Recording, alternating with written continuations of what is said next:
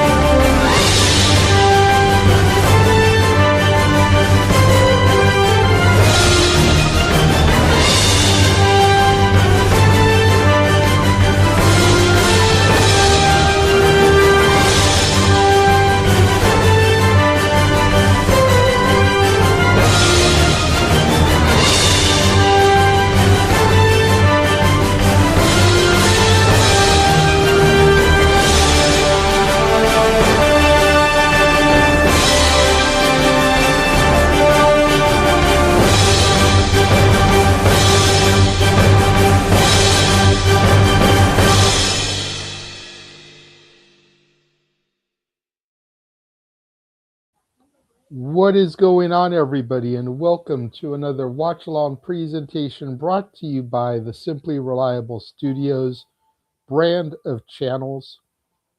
I am one of your commentators for this evening, the Renegade of Wrestling, J.J. Williams, joined by Mr. Reliable Walter Cruz. Walter, how are we doing tonight?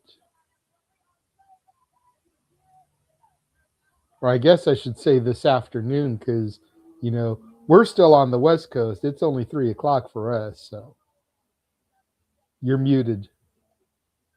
Right, yeah. It's only 3 o'clock, so we're good in the afternoon. But Looking I'm forward to the excited. show tonight. Oh, yeah. You see the shirt I got on, right? It's Mamacita. I was going to say I could barely see it because of how low it sits on you yeah. and the name graphic. Yeah, okay. What's No up, secret. Charles? No What's secret up, who I'm Safet? going for. Right? I mean, and you see who I'm rocking tonight. We'll hold off on the gimmick. That way we can annoy Noah with it later. Yeah. But yeah, man, we've got us a good card this evening. Looking forward to seeing our NXT stand and deliver tonight. A lot of title matches. Honestly, only 2 matches tonight have no titles involved. The pre-show match and then Sol and Zaria. Zaria, yep. Everything else tonight is for a championship, and I feel that's kind of the way it should be.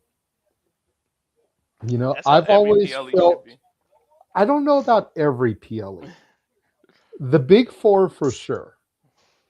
I've always felt that WrestleMania should be the night of champions. The night where every title is defended. You don't need a standalone pay-per-view called Night of Champions where all the titles are defended. That should be WrestleMania. That should be WrestleMania is the Super Bowl.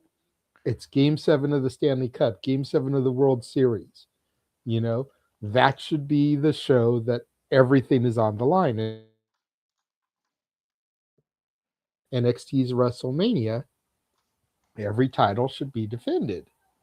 And with the exception of the speed titles, they are. The 2 North American titles, the tag titles, and the 2 world titles are on the line. So I'm a happy guy.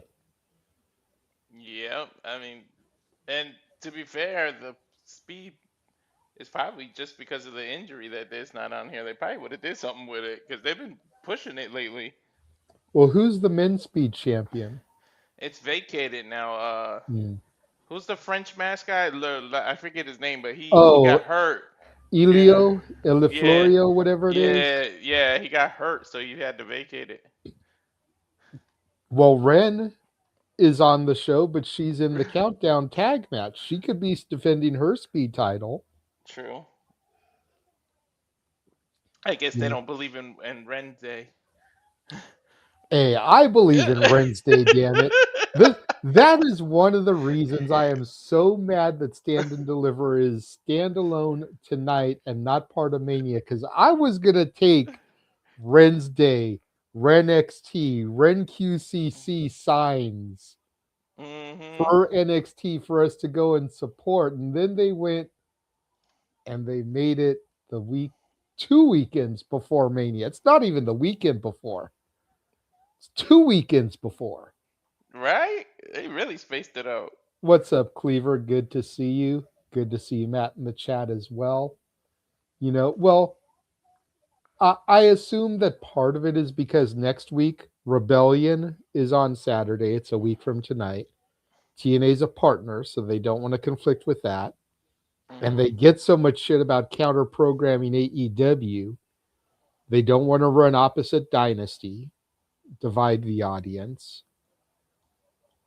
They're already probably going to get shit about having Rebellion go on the same weekend as Dynasty, True. even though TNA and WWE are still separate companies, y'all. You know, so but that's enough of that high horse, unless we get some rant. Yeah. But let's talk about this pre-show match, because it's not something we really got into on Simply Predicting, because Noah doesn't really get into the pre-show stuff. It doesn't have bearings on the leagues. Although I hmm think pre-show matches would be good tiebreakers. True. If there's a lot of people that have the same amount of points, if the pre-show match, can divide that up, I think pre-shows would be good tiebreaker matches. But we've got Hank and Tank, some dude that I am not familiar with whatsoever. Um, is he Oh, even the in the? one with the loose tooth? No, not Shiloh Uh, Hill. The uh, the the brother in the middle. oh, I, damn, he I just had. put his name in the description because I looked it all up, but I am not familiar with him, so forgive me. I think he just had a speed title match or qualification or something. EX Prosper, EK Prosper, EK Prosper. Mm. So you got Hank and Tank, EK Prosper, Shiloh Hill, and Ren Sinclair taking on the Birthright. Charlie Dempsey, Regal's kid. Lexis Keene, Pillman's kid. Um, Uriah Connors, Finley's son. Arianna Grace, Santino's kid. And Stax, who's there because he's boning Arianna. Santino's son-in-law soon. Yeah, maybe son-in-law soon. I feel like the Birthright has to take this, yo. Yep. Otherwise, what the hell are we doing here? They've got this essentially bloodline stable. They're just not related to each other. They're related to other legendary figures, and I use the term legendary loosely, because what defines a legend? Some people would say William Regal's a legend. Some people say Regal never got out of the mid card. He's hardly a legend. Some people would say that Pillman is a legend. Some people say that he was his own worst enemy. He's not a legend. But he Mhm. did a lot of stuff that the cruiserweights now do today. Before it Hell was yeah. hip to do so. Hell yeah. You know, Connors, Finley's son. See what I said about Regal? Never really got out of the mid card. Is he truly a legend? Well, look at what Finley did for the women's division. And how he really was training and helping getting those girls' game tight when they were trying and struggling with 3 minutes of TV time. hmm pretty much every woman that comes through the Divas division has given props to Finley for helping their game. Did somebody say 3 minutes? Yes, I did. Arianna Grace. Santino is hardly a legend. Santino was R-Truth and Danhausen and Joe Henry before those guys were fucking around. Yeah. He was a great comedic character, multi-time Intercontinental Champion. You know. So, what defines a legend? But if you guys job the Birthright out this early in their inception to a bunch of people that are just randomly thrown together, what are we doing? What are we doing? Like, the most compelling part about this angle to me in this match is Wresn and Dempsey. Yep. Because that used to be the no NQCC, the no quarter catch crew, the Wresn QCC.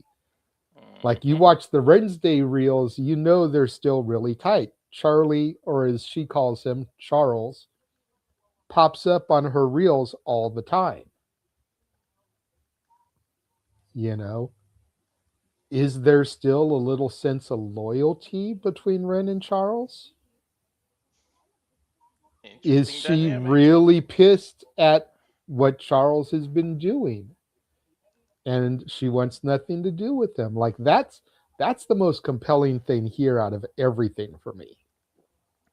Me too. But all that said, I can see why it's the pre-show, to be honest. But yeah, this is cutting off the foot before the race even begins. If you make them lose so early, especially after that controversial what happened on the house show that they're all talking about, and they thought he was going to be injured, and it's a bunch of crap that happened off that house show. So don't make them lose before you can make them a big thing, especially since Dempsey just joined. He was the last member to click in there, and you're Mhm. gonna have him lose his first match with them together.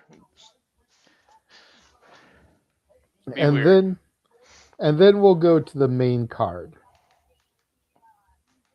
Johnny Gargano and Myles Borne. And shout out again to Cleaver. He might go to Rebellion next weekend. Dude, if you do, let us know. We'll send you the watch along stream and you can pop in before and after the show. Give us your live in person thoughts. That's awesome. I might go to TNA when they come to Sacramento in May. Yeah, I was seeing that, you lucky fuck. Hopefully, whatever the May pay per view is will be in LA since they're going to be up in Northern California like the week prior, probably. Mm-hmm. But we got Johnny Gargano and Myles Borne. I don't see any logical reason why Gargano should win this. Just none. Again, you're cutting the feet off of Myles Borne before he can really get going. Um, I think the whole point of this is that Gargano has got his confidence back. Then he's gonna lose this, and he's gonna start moping around and laying down again until something else comes along to wake him out of that funk, and he's gonna keep reverting back to it. I just feel like that's where they're going with this. So there's no way that you have Myles Borne lose this title. Yeah, no. And like, if Candice gets involved, does Stephanie Vakir pop up to help her man? You know? Because they putting it all over social media that they're together now. They ain't hiding the shit. Mm-hmm. I mean, What? shit. In all honesty, I know you're a married man, happily married. But if your woman was Stephanie Vakir, would you be hiding that shit? Hell no. I'd be out on the street corner with a megaphone talking about, Right? I'm fucking Stephanie Vakir. And it's cute, the story of how they got together now that he's saying it is freaking hilarious how they were just so geekily like kids around each other. And she noticed him and came on to him first. So imagine that. Mm-hmm.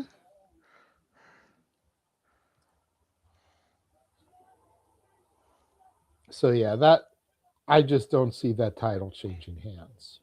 Son of a bitch. He's deaf. He ain't blind. Shit. Where were you during Simply Predicting, Safet? I had to use the hashtag myself because you weren't there in the chat. You disappoint me, Safet. When we actually needed you around spouting shit off, you weren't around. I almost forgot this shit's on YouTube. I'm like looking at one app, trying to think in my head, like, what app am I supposed to open? And I'm like, oh yeah, No, it's on YouTube. YouTube, bro. Yeah. So from one North American champion to the next, Tatum Paxley and Blake Monroe, the former Mariah May. I'm actually confused about this one. I'm not. My whole argument during Simply Predicting was if they were going to have Blake get the title back, they would have had her take it back from Thea. Instead of having her come out that night, attacking Thea, her losing her rematch opportunity, Thea doing the open challenge, but then allowed Izzy Dame to challenge her and win the title. If they were going to give the title back to Blake, they would have just done it that night. True. I think one of two things is happening here. Blake is going to lose, and despite losing, move into the world title picture because she's already a former AEW Women's World Champion, having had arguably the greatest storyline in modern women's wrestling history with the whole angle with Toni Storm and the Hollywood Brawl, the Hollywood ending. Or she's going to lose and go to the main roster. Because if we're being honest with ourselves, Mariah May did not need to report to NXT in the first fucking place. She could have walked right into the main roster and been fine. Honestly, I wouldn't mind her losing and then debut on the SmackDown after WrestleMania or the Raw after Mania. Because those shows have been kind of lackluster lately. And especially with SmackDown being 3 hours, they need people. Mm-hmm.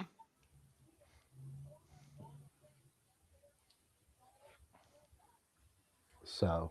Because I see her and Tiffany going at it. Because they kind of got that beauty thing. Like they both kind of got the same thing going, but Blake is just darker. Mm-hmm. But don't mistake Tiffany. Tiffany can get dark. Hell yeah.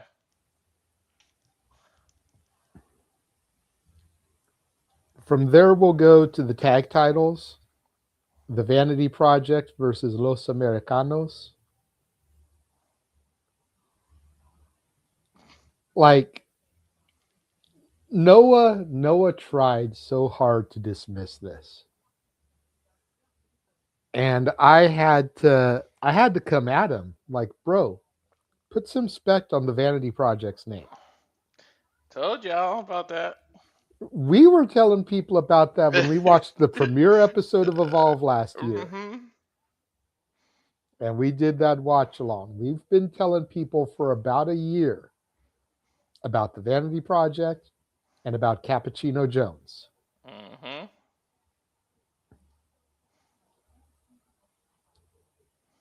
And just as soon as they got the official jump up to the main NXT roster, I knew it was a matter of time. Tick-tock before they got those belts. Yep. And now that they got them, I just want to see them with a death grip on those belts. Who is going to be the ones to take them from them? I love the Americano gimmick, but it damn sure isn't going to be Los Americanos. Hell no. And Not this soon. Not this soon. Dude, they're the only people, the three of them, that are, depending on what their show is, they're like heel on SmackDown. When they go to NXT, their faces, and Triple I, their faces. They're the most confusing faction. That it's like, yeah, what the hell? Or Raw, yeah, on Raw they're freaking heels. Triple I, their faces. Like you don't know what to do with with them. Like,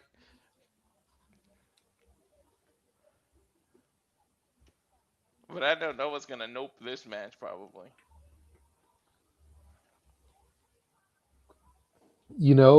And do El Grande Americano and Jackson Drake get involved? True.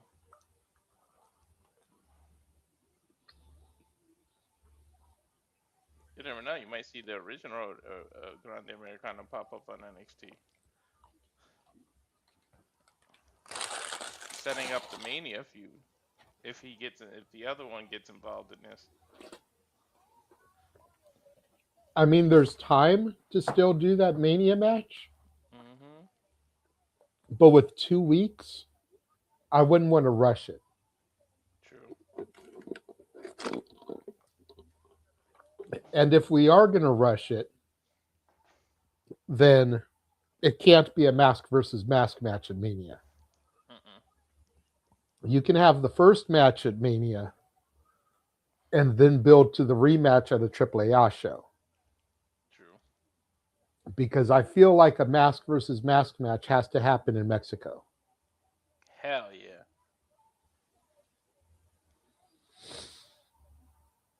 So.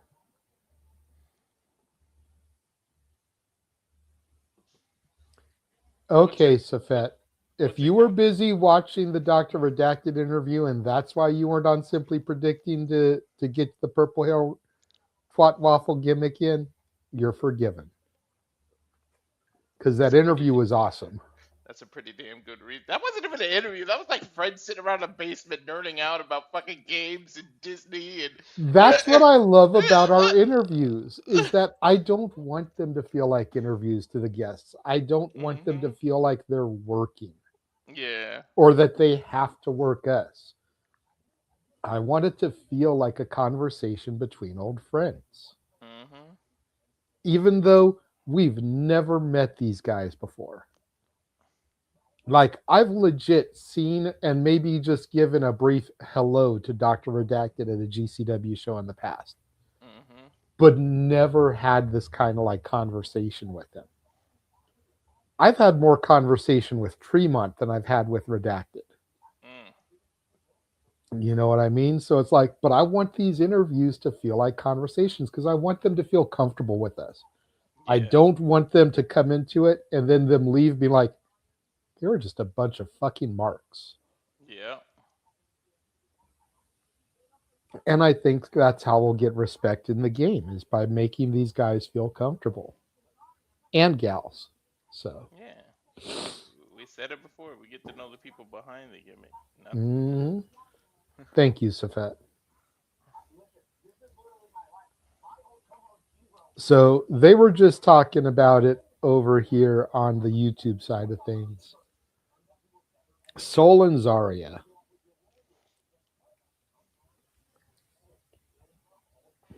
I want Zaria to get this because I feel like, I don't know. Classically, in any good rivalry, when you're going to do multiple matches, I always feel like the heel should get over first. And heels are relatable. I actually feel what Zaria is going through. It's like, so Ruca was a little privileged in taking spotlight, and Zaria was kind of all pushed off to the side. And every time that somebody got a title shot, it was always so Ruca, so Ruca, so Ruca. She's got the best move. She's got this, and it's like everybody forgot about Zaria. Like, I like Zaria, and I just feel like the heel should at least get over the first match, because I feel like there's gonna be multiple matches. So I went with Zaria on this one. See, if there's going to be multiple matches, then they have to do it quick, because I think Zaria is going to win. But I think she's going to win because Sol is on her way to the main roster. I've been paying close attention to WWE World because I wanted to see who all's going to be there. And especially considering that some of the autograph meet and greet experiences are selling out as soon as they're putting them up. I'm looking to see who's going to be in Superstar Row, because that's basically the free meet and greet experiences. That's where you get like the Grayson Wallers. That's where you get like the Angel and Bertos. Mm-hmm. You know, the guys that you're not going to pay $100 and something to go meet, but they can give you those with the price of your admission ticket, right? Yeah, of course.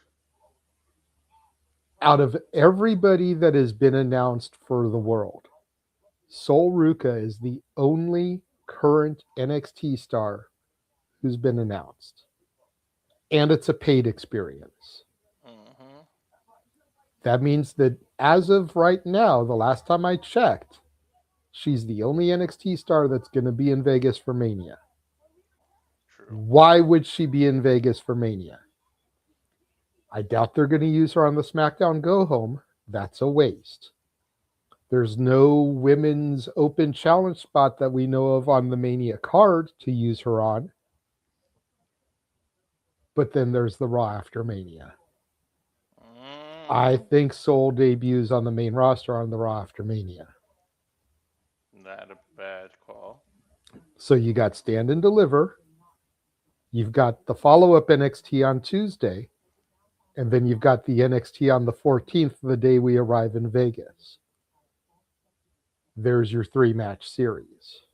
There you go. But that's only if you're going to do it. Because if you're going to do something like that, then you've got to rush it. True.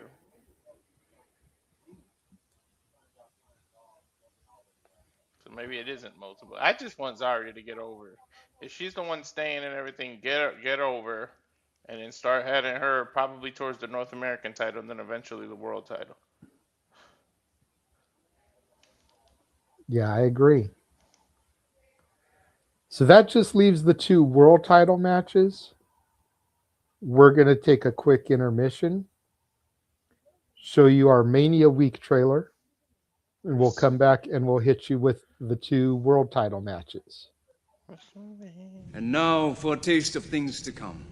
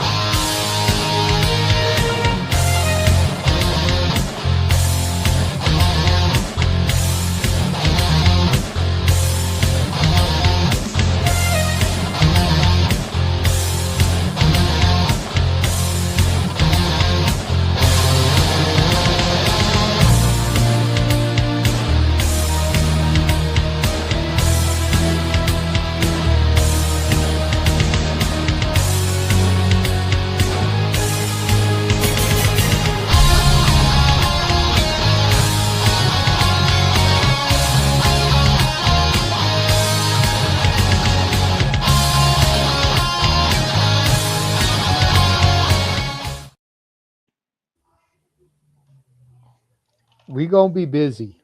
Hell yeah. Both in person and across the multiverse, the Simply Reliable Studios.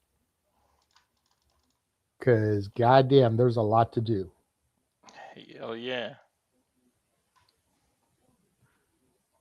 Okay, is it just me, or looking at the Vanity Project sit here for this interview, do I feel like I'm looking at the Backstreet Boys? Yeah. It is. I had it turned down, but it does look like it. I mean, there's 3 of them, so the Jonas Brothers maybe, because there's 5 NSYNC, 5 Backstreet, but like, just the white clothes, the LFO, I pants. guess. Weren't those 3? I don't know. I never 98, followed LFO. 98 degrees. 98 Degrees, I think there was 4 of.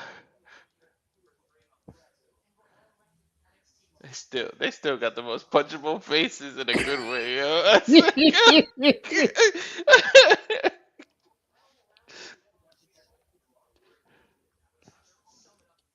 I want to see something with Ricky Smokes and Ricky Saints just doing like the Spider-Man meme because they're both Rickies. Mm-hmm. Are they gonna let them freebird this shit? Nah. Mm. Jackson Drake is definitely a single star. Yeah, he's I fun. don't know if Brad and Ricky can manage singles careers at this point. I think they need each other too much. And WWE is in desperate need of tag teams. Yeah.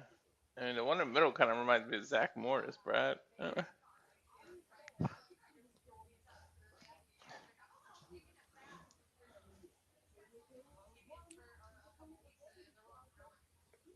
But so getting back to the two title matches now, we've got the women's title, which honestly, I'm looking forward to this match more than the men's title. You and me both. Well, gee, I wonder why, Mr. Mamacita shirt over here. But Jacy Jayne defending against Lola Vice and Kendal Gray. I'm going to let you go first on this one. I'm sure you've got your Mamacita. Yep. Go ahead. Why do you got your Mamacita? I just And think don't it's just her. say I've got her because she's my Mamacita. No, I just think it's her time. She's had what, two title shots before on one, and she couldn't get it done. And I feel like that's why this was set up to be a triple threat, so that Jacy can lose and have controversy and be like, I was never pinned, and then they'll do the one, and she can prove herself there. But dude, I've been watching Lola's like Bellator MMA fights and seeing how crazy those shits were, and I was like, they need to bring that badass shit here. And I just can't wait. I just feel like it's time. Jacy has carried the title. She did her job twice, and she's carried it for a while. The most shocking last year title victory was her. But after she got it back the second time and she carried the company, at first I was like, why make her champ? But I see it. She changed my opinion on her. But I just think she's had the title for a while now, and it's just time. I think it's time to take it off of her and see what direction the rest of her group can go. See, I agree it's time to take it off of her, but I don't think it's going to Lola. I think it's going to Kendal. Mm, If they didn't have big plans for Kendal, why did she vacate the Evolve Women's title? true. She's been on NXT this long, still carrying the Evolve title. If they didn't have plans to strap her up and strap the Hmm. rocket on her, why did she forfeit the Evolve title? That's what I keep racking my brain around. True. You have her vacate the Evolve title and Jacy retains. What sense does that make? You have her vacate the Evolve title and Lola wins. What sense does that make? You have her vacate the Evolve title and she wins the NXT Women's title. She has evolved within the course of the year. Hmm.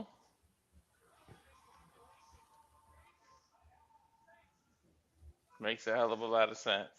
But either way, I And, don't think Jacy Jayne survives. and to your point about Lola, I feel like she's had her opportunities. I could see Lola making her way to the main roster even with an L here. Mm, After all, her man is one half of the SmackDown Tag Champs right now. hmm. You don't think he's advocating to get her on the roster so that he can travel with his woman, Could be. so that they can have the same days off and shit? Hmm. And likewise, I could see Fatal Influence moving up to the main roster, whether it's as a trio, which I think might be a mistake because I don't think Laney's ready, Nah. or just as a tag team with JC and Fallon because they are ready And the main roster could use some more women's tag teams. Desperately. So you have him kick Laney out of the group as the weak link. They then get promoted as a duo, and you've got a fresh tag team on the roster. Yeah.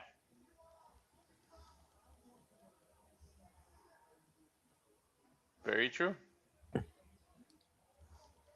And that brings us to the world title match, as Joe Hendry defends against Ricky Saints, Ethan Page, and Tony D.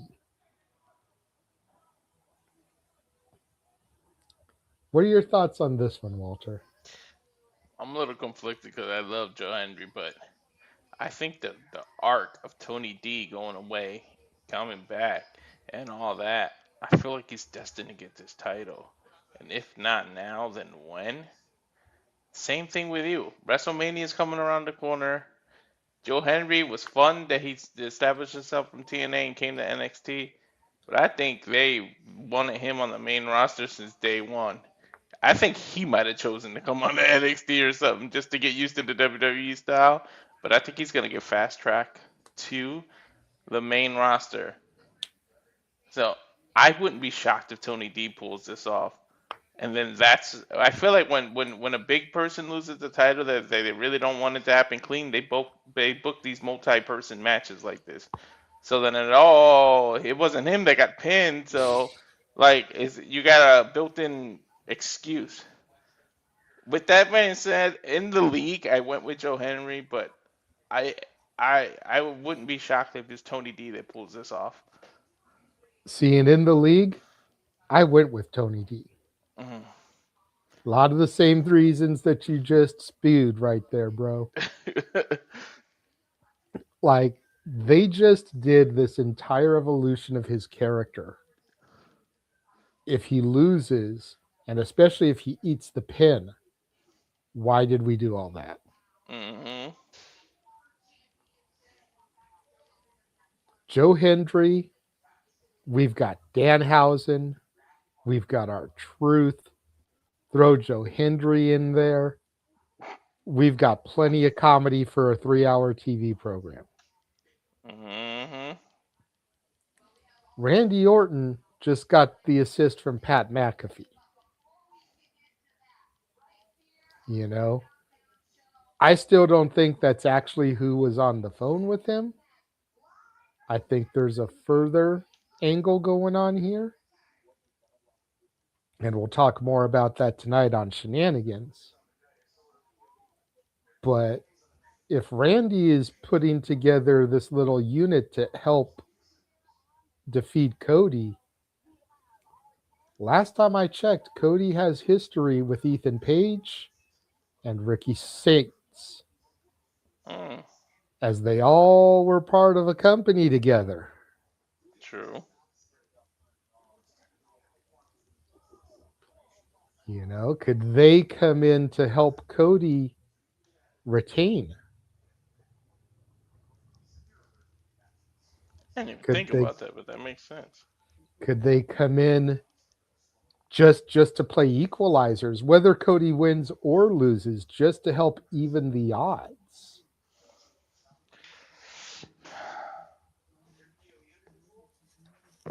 All these questions and more. Mhm. But with Stand and Deliver being 2 weeks from WrestleMania, because literally night one of WrestleMania would be going on right now in 2 weeks. Mhm. We'd be almost done with the first hour of WrestleMania because it starts at 3 o'clock. So, True. lots of stuff to discuss, lots of stuff to think about going forward. Where's the time? I don't even have a timer. I'm on commercials. Me too. I got it. I don't even know if we're going to have the same commercials. I got a Claritin commercial. I don't know what the hell this is. I know it's playing Born in the U.S. Oh, protect birthright citizenship.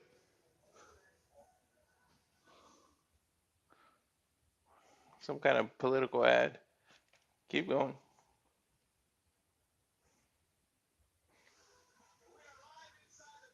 Now they're showing inside the factory or whatever it's called. Yeah, that crowd is pretty full.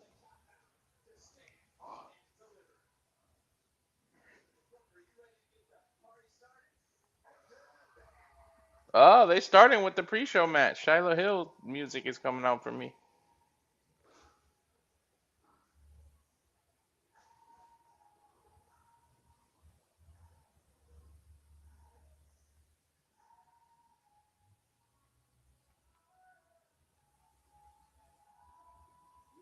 I love Ren Sinclair's music.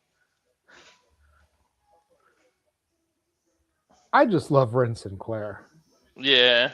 She's so adorable. It took a little bit for her to grow on me, Mhm. but I've become such a fan of hers. And it was more for her social media. Her Wednesdays Yes, got you. Yeah. yes. Her personality got me. Mhm. At first, I thought, when she was trying to pigeonhole herself in the NQCC, she came off like that annoying little sister who wants to do everything her brothers do. Yeah. But as time went on, it's just like, okay, no, her personality's coming through. She's a dork. I'm a Mhm. dork. I can vibe with this chick. And she's cute. Mhm. She's that girl next door that you watch go from like the ugly duckling to the hot model chick. Mhm.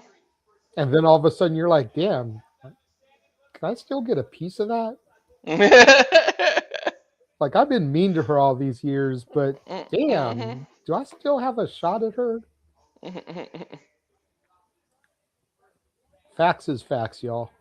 Don't at me. Mhm. Don't hate me. I want to see the evolution of what this birthright becomes.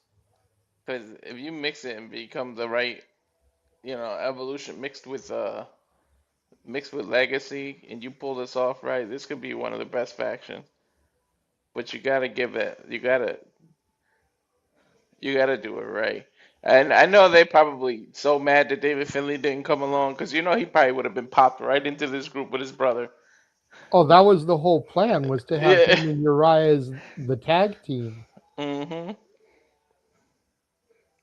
But they lowballed his ass allegedly. Allegedly. Mhm.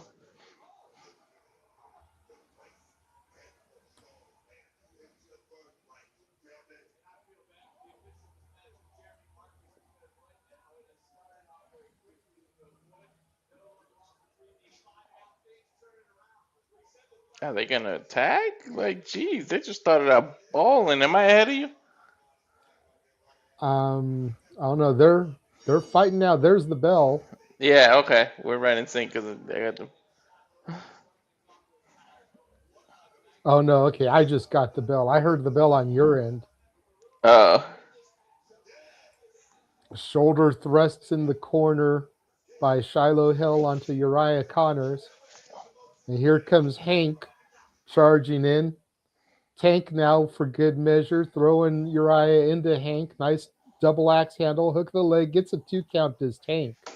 Yeah. Right. I unposed it right after the kick out. Nice chop from Uriah Connors. Tag in here to Stacks. Double Irish whip, but Tank holds on. Back body drop to Uriah Connors, former member of Chase University. Tank off the rope. Stacks Oh! went for the leapfrog, but Hank caught him. And now just chuck Stacks over the top rope onto Connors and Lexis Keen. And he hit the table with his jaw. Dempsey and Grace now on the outside. Stacks gets thrown back in by Hank. Hook of the leg. 2, Stacks kicks out. Stacks really is the only one that doesn't fit in this group. Blind tag from Connors, it looked like. Hank gets thrown over the top rope. Little double team action by Stacks and Connors. Connors with the cannonball off the ring apron takes out Hank. Dude, that was awkward. You landed like right on Tank's neck. Tag into Lexis Keen in the match for the first time. Nice assault on Hank in the corner of the Birthright. Tag into Charlie Dempsey. All right, here we go. Dempsey going to light him up. Nice European uppercut. And another one, shades of his old man, William Regal. Third European uppercut, drops Hank. Hook the leg. Gets two. Hank kicks out. I see his father in him so much, dude. Dude, I see a cross between William Regal and Willy Wonka. Mm-hmm. It's true. It's true. Dude, you look at that curly hair, man, and that's totally Gene Wilder, Willy Wonka, dude. Yeah. Everyone always talked about Trick Willy Wonka. It's like, nah, there's Wonka right there. Mm-hmm. Hank pulls down the top rope, low bridge. Pillman Jr., Lexis King goes over the top. Nice double back body to Connors and Stacks. And Hank crawling over. Ren Sinclair, the only person on the apron, gets the hot tag to the leader of the Ren QCC. Arianna Grace forced to come in. And Sinclair is a woman on fire here, taking out the daughter of Santino Marella. Dude, she came out of that corner whooping ass. Now attacking Stacks. Nice jawbreaker, sit-out style from Ren. Oh, shit. Oh. I forget what that's called. It's fucking Daniel's cattle mutilation. Yeah. Little cattle mutilation from Ren Sinclair. Nice schoolgirl by Arianna Grace. Gets a 2 count on Ren. And notice who goes for the broke it bicycle kick. Ren out of the way. Both women take each other down. Ren in her own corner. EK tagged in. Here comes Stacks. Nice clotheslines. Double drop kick takes out Keenan Dempsey. EK Prosper now with a tornado DDT, dropping Stacks and executed on Connors. And EK Prosper is hot. She's trying to prosper in this match. Hell yeah. Jesus, that step-up flip off the top rope. Beautiful drop kick the air EK got. Mm-hmm. Up and over goes Stacks. EK Prosper now climbing up the top rope. Arianna Grace in the way. Lexis King shoves him off face first into the announce table. Dempsey, German suplex to EK Prosper. The Birthright now just dishing it out to EK Prosper. Nice freaking running psycho knee from Connors. Hooks the leg and Tank in to break it up. Nice.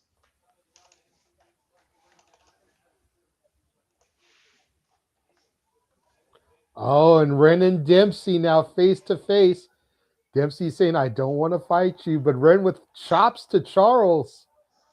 She's lighting him up. Double arm butterfly suplex from Ren to Charles. Charles uses that suplex. Mm-hmm. Arianna Grace with a jawbreaker taking Ren out. Flying crossbody from the apron takes Ren out on the outside. Step up Inseguri from Stacks rocks Hank. Huge black hole slam from Hank. Bro. Lexis Keenan now drops one half of the former tag champion Shiloh Hill tilt-a-whirl suplex. And just a gutbuster to Connors. Chucks him to the outside right into Stacks. Here comes Dempsey blindsiding Shiloh Hill from the back. EK Prosper with the boot. Blind tag from Tank. Dempsey distracted. Nice springboard moonsault. Oh my God. Tank now with a freaking springboard elbow. Tags in Hank. The bellies are coming out. Tag into Shiloh Hill.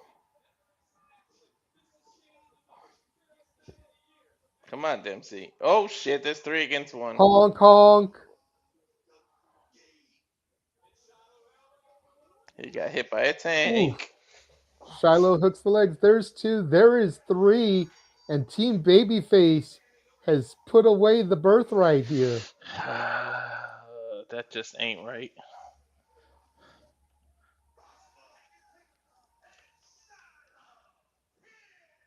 Most random team.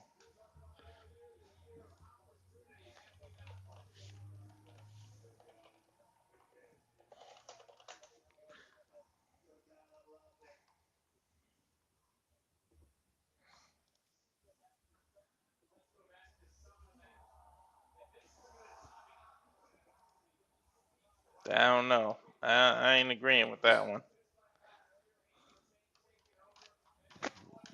We were just talking about. At the end of the day, and I haven't watched NXT a lot, but you mentioned earlier that Charles was the last one to join. Mm-hmm. So the fact that he ate the pin, there could be a little something in that, you know? Mm-hmm.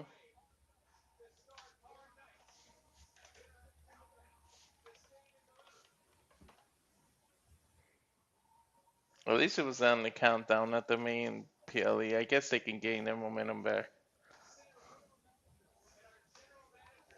Or maybe that leads to, man, we need one more member and they have to seek another bloodline person. If it leads to that, then maybe I could look past this. If you get some big dude, somebody else that's a second generation.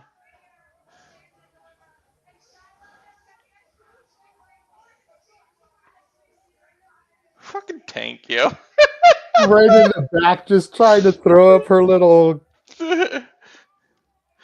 Look at her. Look at her.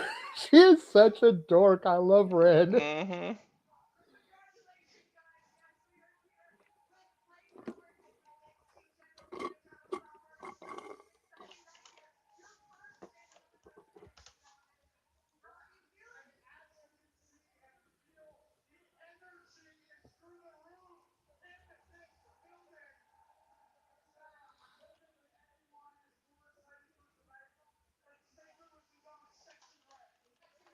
Sexy Red is there. Yeah. Yeah.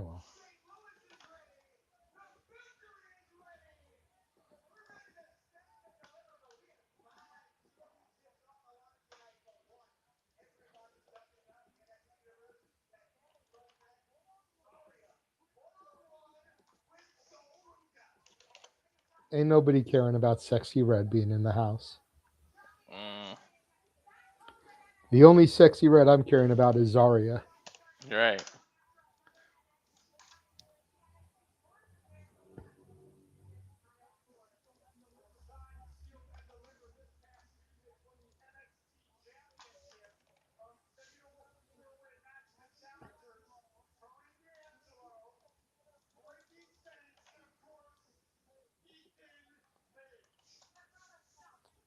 Well, it's almost time for the actual show to begin. So we'll run our watch along trailer one more time. The standard watch along, not the Mania version. And we will be right back. And now for a taste of things to come.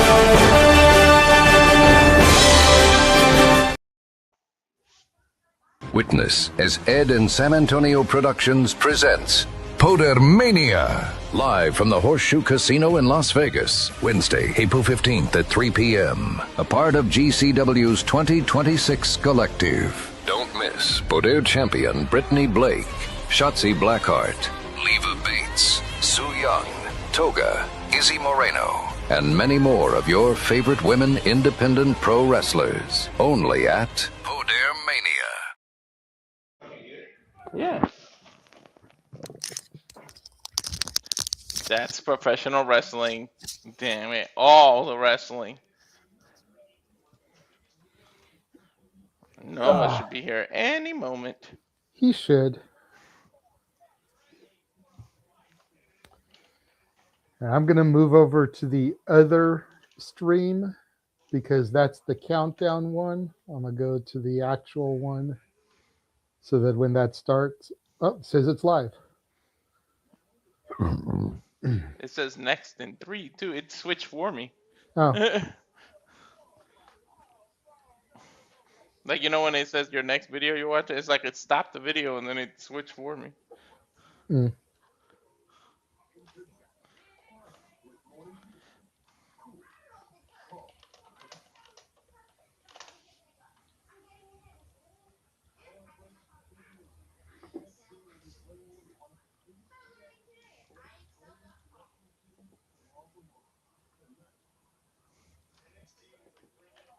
That was weird. It switched it for me. Okay, thanks.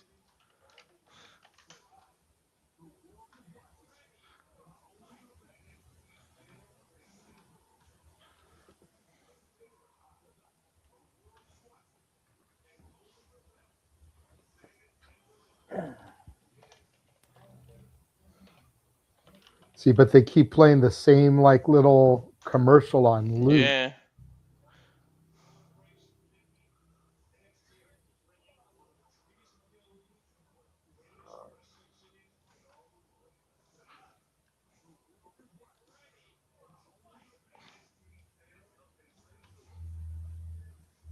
NXT's in St. Louis. I'm about to memorize the fucking ad by the time they start this shit. Noah says, waking up just now. Relax. Tramp stamp will kill 5 minutes. I'm assuming by that he means Sexy Red. Yeah. Hey Pop. How's it doing today? Good to see you in the chat. I'll be giving you a call tomorrow at some point, sir. Probably around 1 o'clock your time, 10 o'clock my time.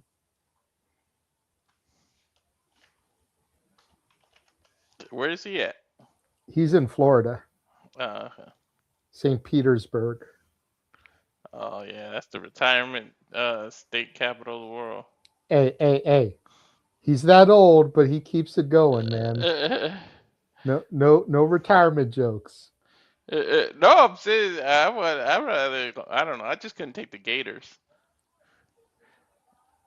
Fucking, all right. I could take deer and weird shit in your yard, but a fucking gator pulls up. He wanted to get out of California. He wanted to get out of California, but he wanted to be somewhere that still had the weather and the beaches. So yeah. Because he himself is a surfer, an OG surfer, which is part of what he loves about Soul Ruca. You couldn't pay me to surf in Florida because them gators. Well, I hate to disappoint you, Pop, but I think Zaria's got this one. Yeah, me too. Because Soul is the only person that's going to be, as of right now, in Vegas as part of the WWE fan experience. And why do you put one NXT talent in Vegas if you're not going to debut him on the main roster? And if you're going to debut him on the main roster, might want to have them lose on their way out. Oh, shit. Starting with the Heartbreak Kid, Shawn Michaels here to, I'm sure, to welcome everybody to Stand and Deliver. To the YouTube era. Getting that double bicep pose.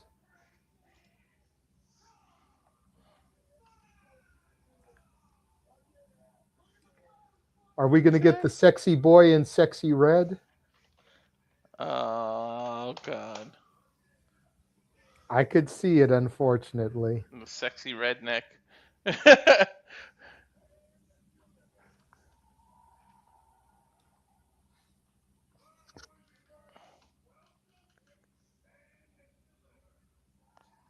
Championships will be decided.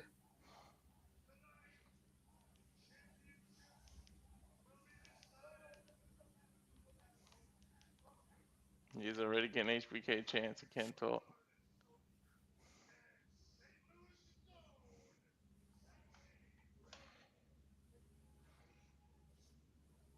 And NXT is going to take this place to a whole new level.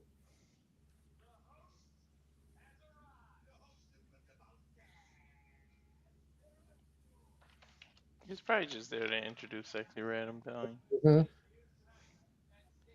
St. Louis's own Sexy Red. Shawn Michaels know damn well he don't listen to her music. Oh, no, you don't.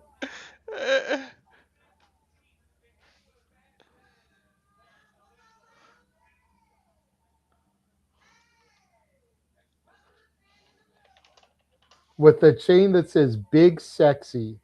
That's gimmick infringement. Where's Kevin Nash to give her a jackknife powerbomb? Right.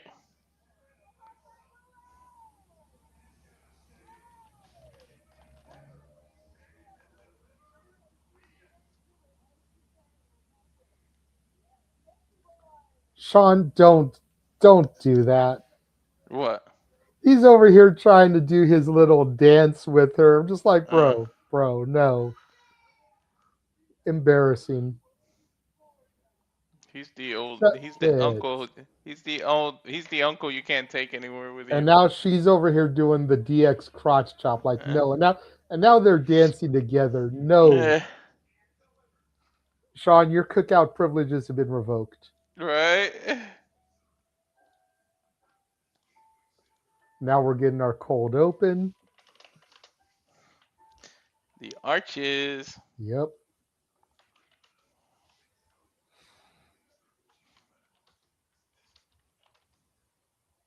Was Nelly busy? Like, seriously, could we not have just tapped Nelly? Right.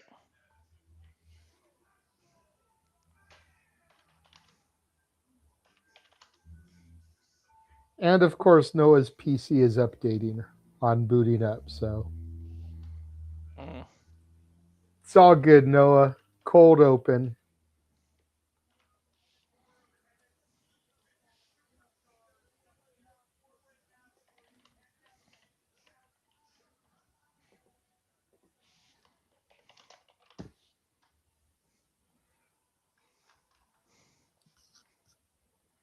Hyping up the main event there. Of course.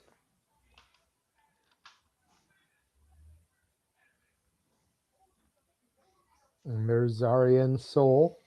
I totally agree with Zaria. See, you get nothing but opportunities. And then she's going to go to the main roster, which is another opportunity.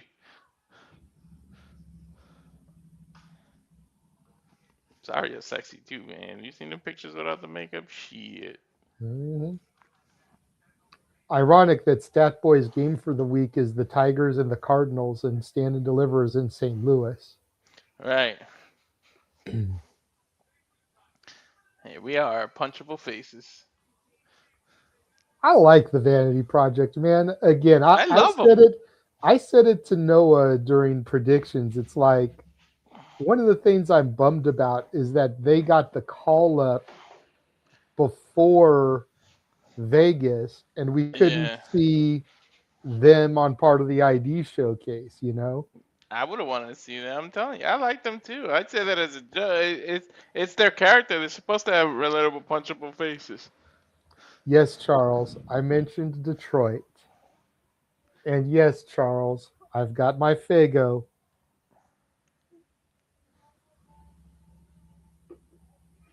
Still need you to send me some other flavors, man, because I like the cotton candy, but I'd like some other flavors. That just is the only kind I can find at Dollar Tree. Oh, I don't know what Fago is. It's a Midwest soda. Think Shasta. Oh.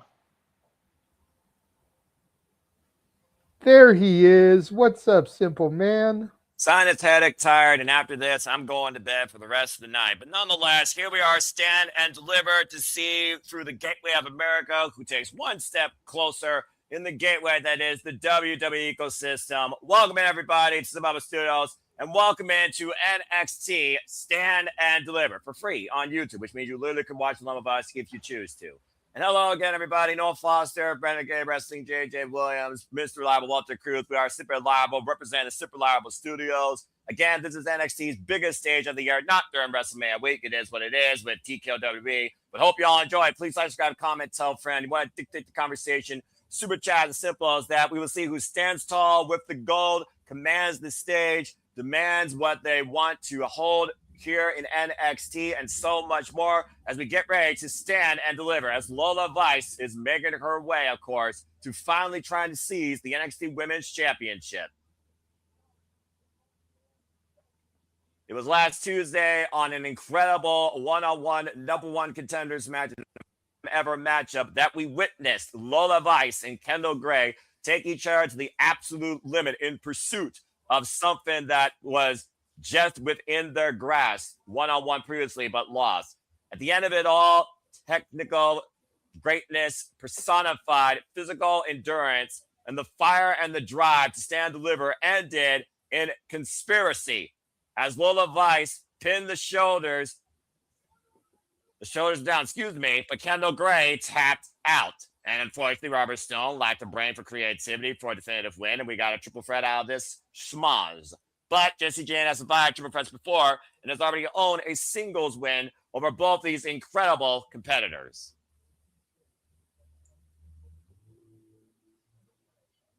As Jacy Jayne has ran NXT since the WTF last year post Stand and Deliver, beating Stephanie Valkyrie and holding on and regaining the NXT Women's Championship. Now a two-time NXT Women's Champion, leading forward this fatal influence with Lainey Reed and Fallon Henley, and staying a dictator over this NXT's women's division by any means necessary.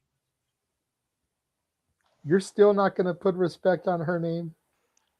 That's about how much respect you're going to get. By the way, are you Booker T or you are going to be in the backstage room? By the way, as we talked about before, Walter, your mamacita lost last year at No Mercy against Jacy Jayne when Lainey Reed knocked her the fuck out. And of course, Kendal Gray had her chance later this year after being the Iron Survivor and arriving to NXT, or should I say evolving to NXT, and failing to capture the title at New Year's Evil. But this time, the champion does not be factored in the decision. Nope. And don't remind me, man. I was legit pissed that day. You remember? Oh, I remember. I heard it. I felt it.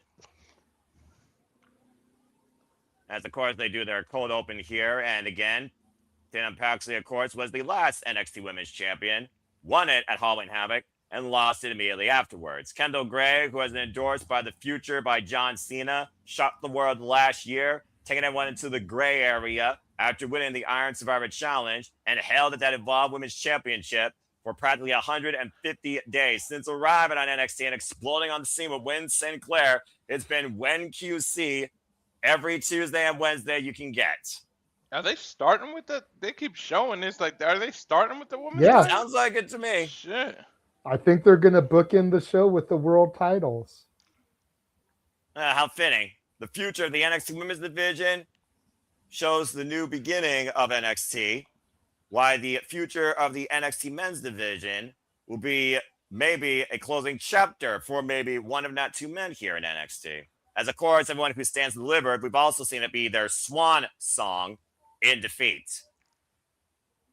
Well, at the beginning, 3 women will be standing. We got to see who delivers and who leaves with the championship. Yeah, good to see Bollyman, Charles Schultz, Matt Helms in the chat as well. Hope everyone enjoys the discussion, the reaction, the coverage, as it's time to see who will stand deliver as NXT Women's Champion.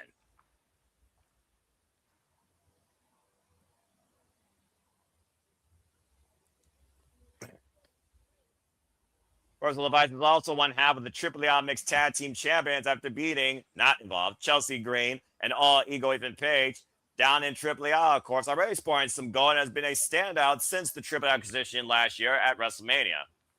and one of the longest tenured female competitors in this NXT women's division, Walter. This is a long-ass promo video. Damn. Ah, mamacita.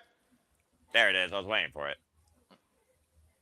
Oh, you might be ahead of me. I just got her entered. And I just got Kendal Gray bringing us into the gray area. And I will say it once, I'll say it again. If WWE doesn't fuck this up, we are arguably looking at the greatest all-around female professional wrestler to come out of the United States, based on what I've seen so far in her short tenure in WWE.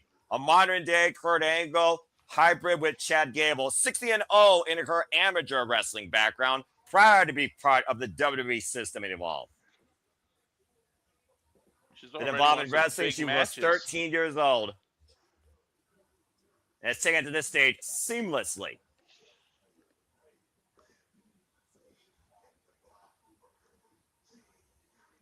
Never music still as generic as ever. She might not be up and coming anymore. She might be on the plateau now, not rising anymore.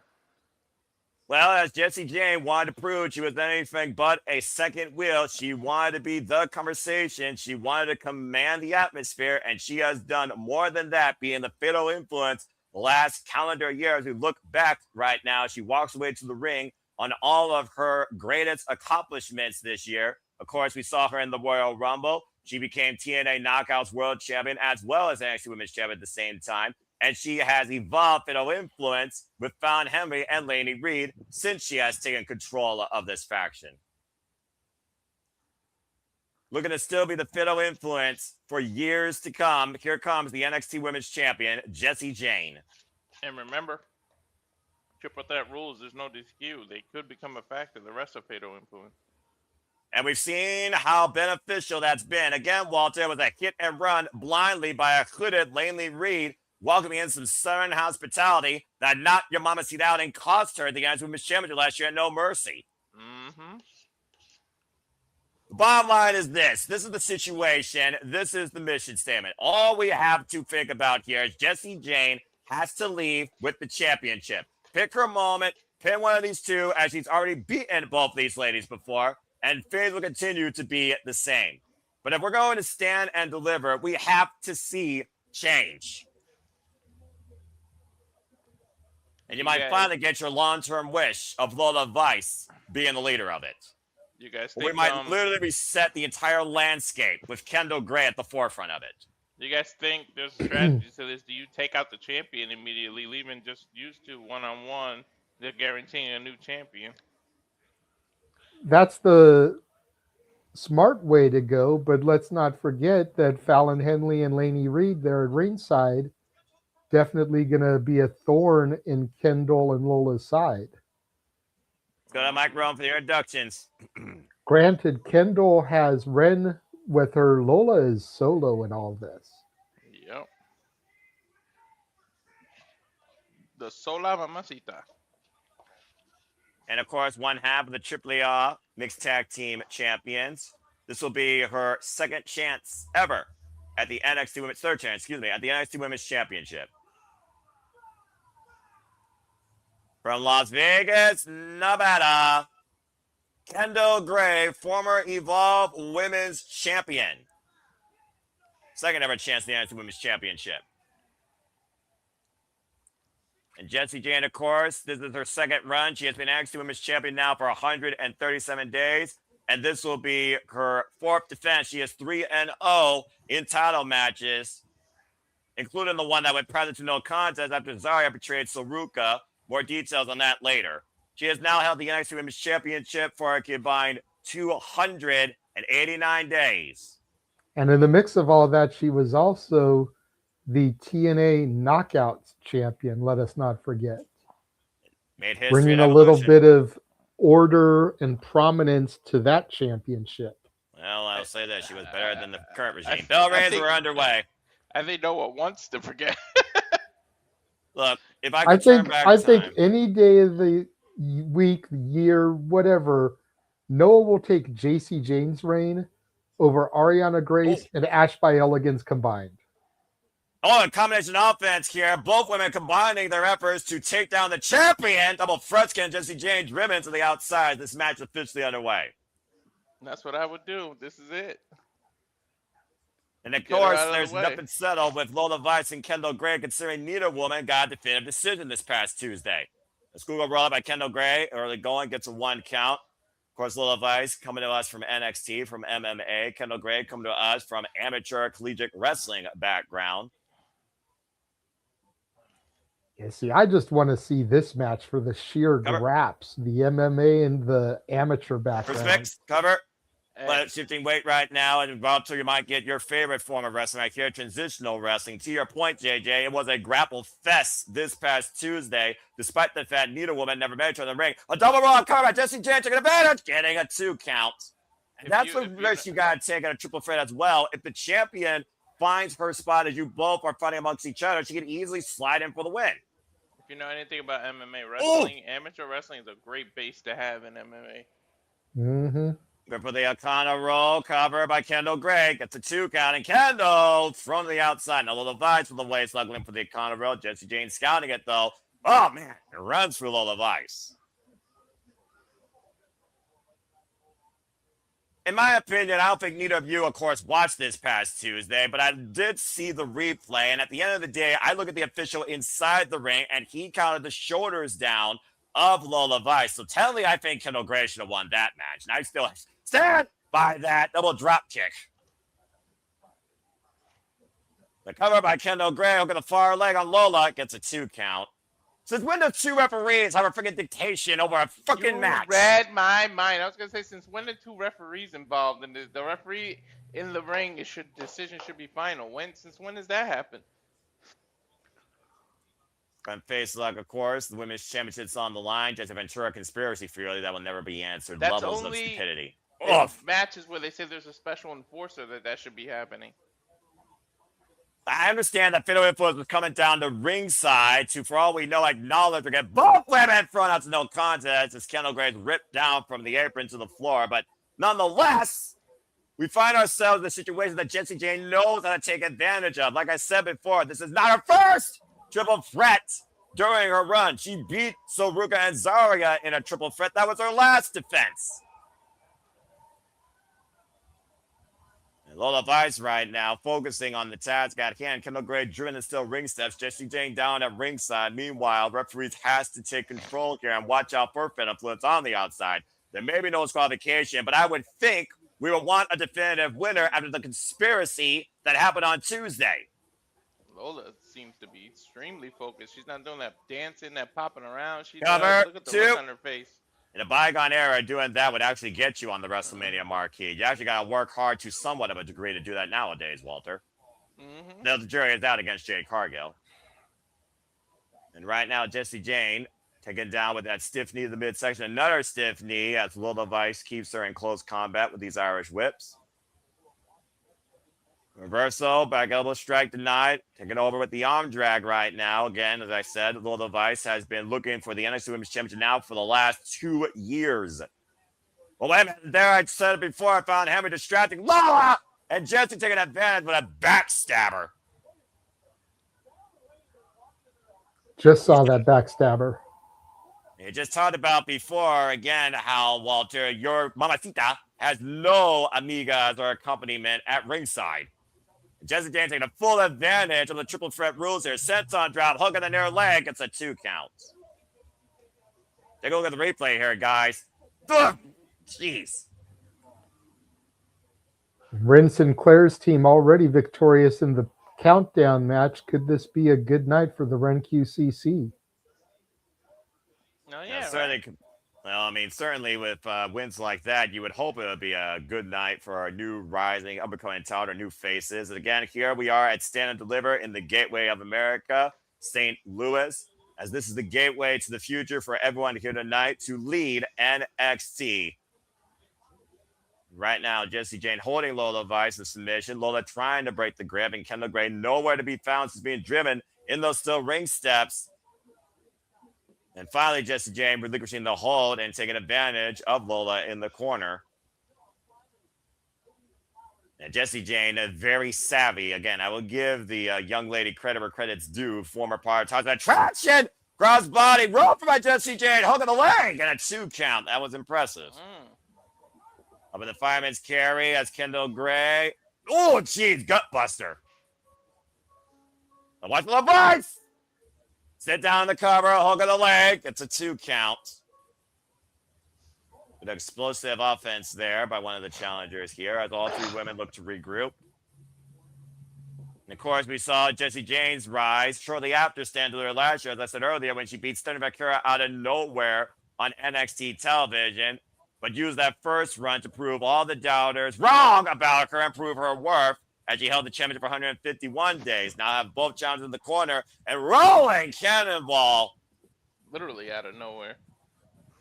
Good somersault move there. Lola Vice from the outside as Jayne now focuses on the new and still far inexperienced Kendal Gray on this stage. Front kick, cover, hook on the far leg. It's a 2 count. You also got to consider that probably found him and Lady Reed have been barking strategy or trying to think of a strategy here tonight ahead of this. Because we've also seen found Henry and Lady Reed lose to Wen QC recently on NXT television. I would assume they went over strategy. Well, let's just call it what it is. Fatal Influence has no influence in NXT without the gold. And as long as it has the gold, they have that influence. Roll up a Kendal Gray. Gets a 2 count. Able to power out here. Jayne, though, again, great awareness. What a short-range lariat. Capture the near leg and a 2 count. Here fall there again for the champion. And the sense of urgency is definitely there with Jayne, knowing that the fact she doesn't have to be involved in the decision. Isolate one competitor and try and get the quick win. And again, it's been a smart strategy. First half focus on Lola. Second half now focus on Kendal. And now you see Lady Reed trying to get involved, push the announce table, but eats a rising knee strike. And Jacy catching Lola with a neckbreaker on the second rope. And again, Jayne is trying to keep this to a one-on-one contest. Inside cradle by Kendal Gray gets a 2 count. It's never one-on-one as long as those 2 bitches are on the outside. And the fact of the matter is, Lady Reed, again, also still new on the scene. It wasn't until No Mercy that we knew Lady Reed could be part of this Fatal Influence. After Jasmine Nix, who has communicated, sunset flip, roll through. Jayne with a PK turns Kendal grabbing over. Vicious kick. And the aggression and maybe the frustration coming out of the champion here. Follow-up senton on the lower spine. Jayne trying to encourage everyone else to recognize why she is a 2-time champ or trying to maybe remind herself why she's a 2-time champ. Again, Jayne worked for this opportunity literally for a year to stand and deliver. What would it mean for Jayne to fail at this stage? As both these women right now are trying to come back and play. And, oh, man! Powerbomb, angle slam, combination look like. And Lola Vice the cover gets a 2 count. Now Lola Vice going for the cover. And Jayne trying to cover both women back to back and gets 2 counts on each. But is it failure if it's a final exam? Depends on the you grade know, beforehand. Jayne losing here, she can't take the title with her to the main roster. Could Fatal Influence be main roster bound? It's not like they couldn't use another women's tag team on the main roster. Well, they got the Nikki Bellas for that, JJ, remember? And right now, Who? the lightning fast strikes. But yeah, you know, Nikki and Brie Bella, former Divas, of course, Who? and they're going to challenge Nikki and Brie. I believe Nikki's a 3-time Divas champion, and Brie, the wife of Bryan Danielson. And of course, you got Charlotte Flair and Alexa Bliss, 2 former WWE Women's champions, teaming together. And Walter, I'm just going to let you do your thing here. Uh-huh. Oh! Remember, She I'm a backs little it buddy. up. Ah! Oh, good grief. I lost him. Oh! Put in some extra spice in that last one against the champion. You're welcome, Walter. Well, Walter wants to know where he can sign up for that move. Will Right, you I'll take stop that? I'll take that move all day. Oh, love of God. You're a married man. Up and over with the sunset flip and a German suplex by Kendal Gray and Lola Vice. I ain't dead. It's better to Okay. ask for forgiveness than permission. Right. Uh-oh, and Kendal Gray dropping the strats. Might be looking to take us into the gray zone and a pump handle suplex. Really. If my wife got to meet Roman Reigns, I would. I don't know if I can forgive the things she would do. Queen of the Graps right now sending Jayne and Lola Vice on a suplex clinic. And now Kendal, oh man, got caught with that knee. Cover, match book, and Lola Vice saves the matchup. I don't know if Damn. Brock Lesnar will be able to take Obafemi to Suplex City, but Kendall Gray sure is taking these ladies to Suplex City. Yeah, every Right. freaking territory she could, but then she got killed almost with that knee straight to the face and folded up like an accordion. Lola Vice saving the match for now. Still to come tonight, so Ruca versus Zaria, Vanity versus Los Americanos, fatal four-way for the NXT Championship. Joe Hendry, Tony D'Angelo, Ricky Saints, and Elegant Page, and the NXT North American Championship and Women's North American Championship will be on the line. As Myles, Borne, and Paxley defend against Uriah, Gargano, and Blake Monroe, respectively. All here tonight, NXT Stand Deliver in St. Louis. Jayne now squaring off with Lola Vice, drops her down to a knee. Again, Lola, though, going back to those stiff strikes to the hamstring. While Lola Vice is still undefeated in the underground, this is definitely not her regular element here. I just got a good look at what Ren's t-shirt says. Always something. When in doubt, always blame a man. Considering Charlie Dempsey is a traitor, that might be the most accurate shirt of the day. Jacy Jayne right now looking to follow up here, looking for that knee. Lola Vice. Oh, man! Spinning back heel kick. Buenos noches. Might be Kendal Gray with the save. That's why I didn't even get excited. I knew that was going to be a breakup pin. I'm about to say, I expect the moment that he knows that his mamacita's got the 3, I expect him to jump out of his chair, scream over both of us, count I in gotta wait. Spanish for the I'm win. like a few seconds behind, so I'm going based on your Same. reactions. Same. I'm a Good couple Lord seconds Almighty, behind too. technology. Cazadora right now, and right now Lola Vice trying to light up Kendal Gray. Kendal Gray picking an ankle. Oh man, was looking for the ankle lock and got her head kicked off. Oh! Now Lola Vice in the cover. Is there enough here? Dragged to the outside by Jacy Jayne and driven back first into the apron. I knew it based on the position of the way she positioned herself between the rope Oh! and the pole. Ready PK, and I don't know if she got off it, and she also might have tweaked her ankle in the process, guys. Take a look at Jacy Jayne grabbing her ankle. Yeah, but now she said forget all that. She realized Well, this wait is a her minute. opportunity. Kendal Gray trying to take opportunity herself. Here we got an ankle lock in play. Gray looking to Might be become the it. NXT Women's Champion shortly after relinquishing the Evolve Women's Championship. This might be it.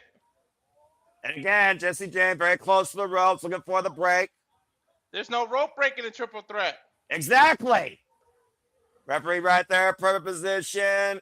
A rope through there by Jacy Jayne, shoulders down. Kendal Gray still maintaining hold of the ankle and right back into the ankle lock.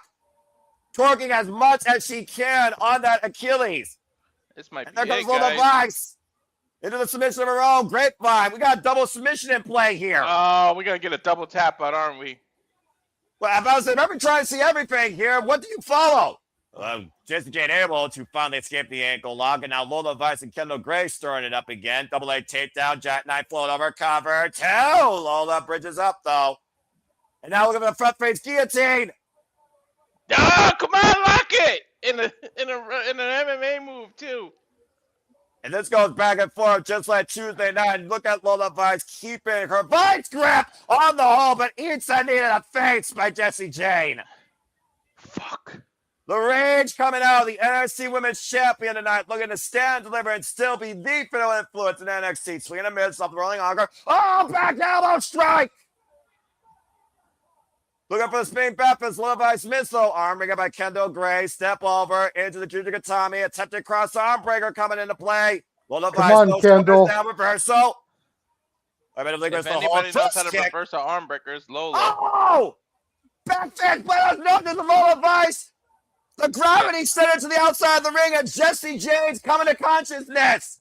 Holy shit. But Kendall's And right there Jacy by Jayne the rope. cover.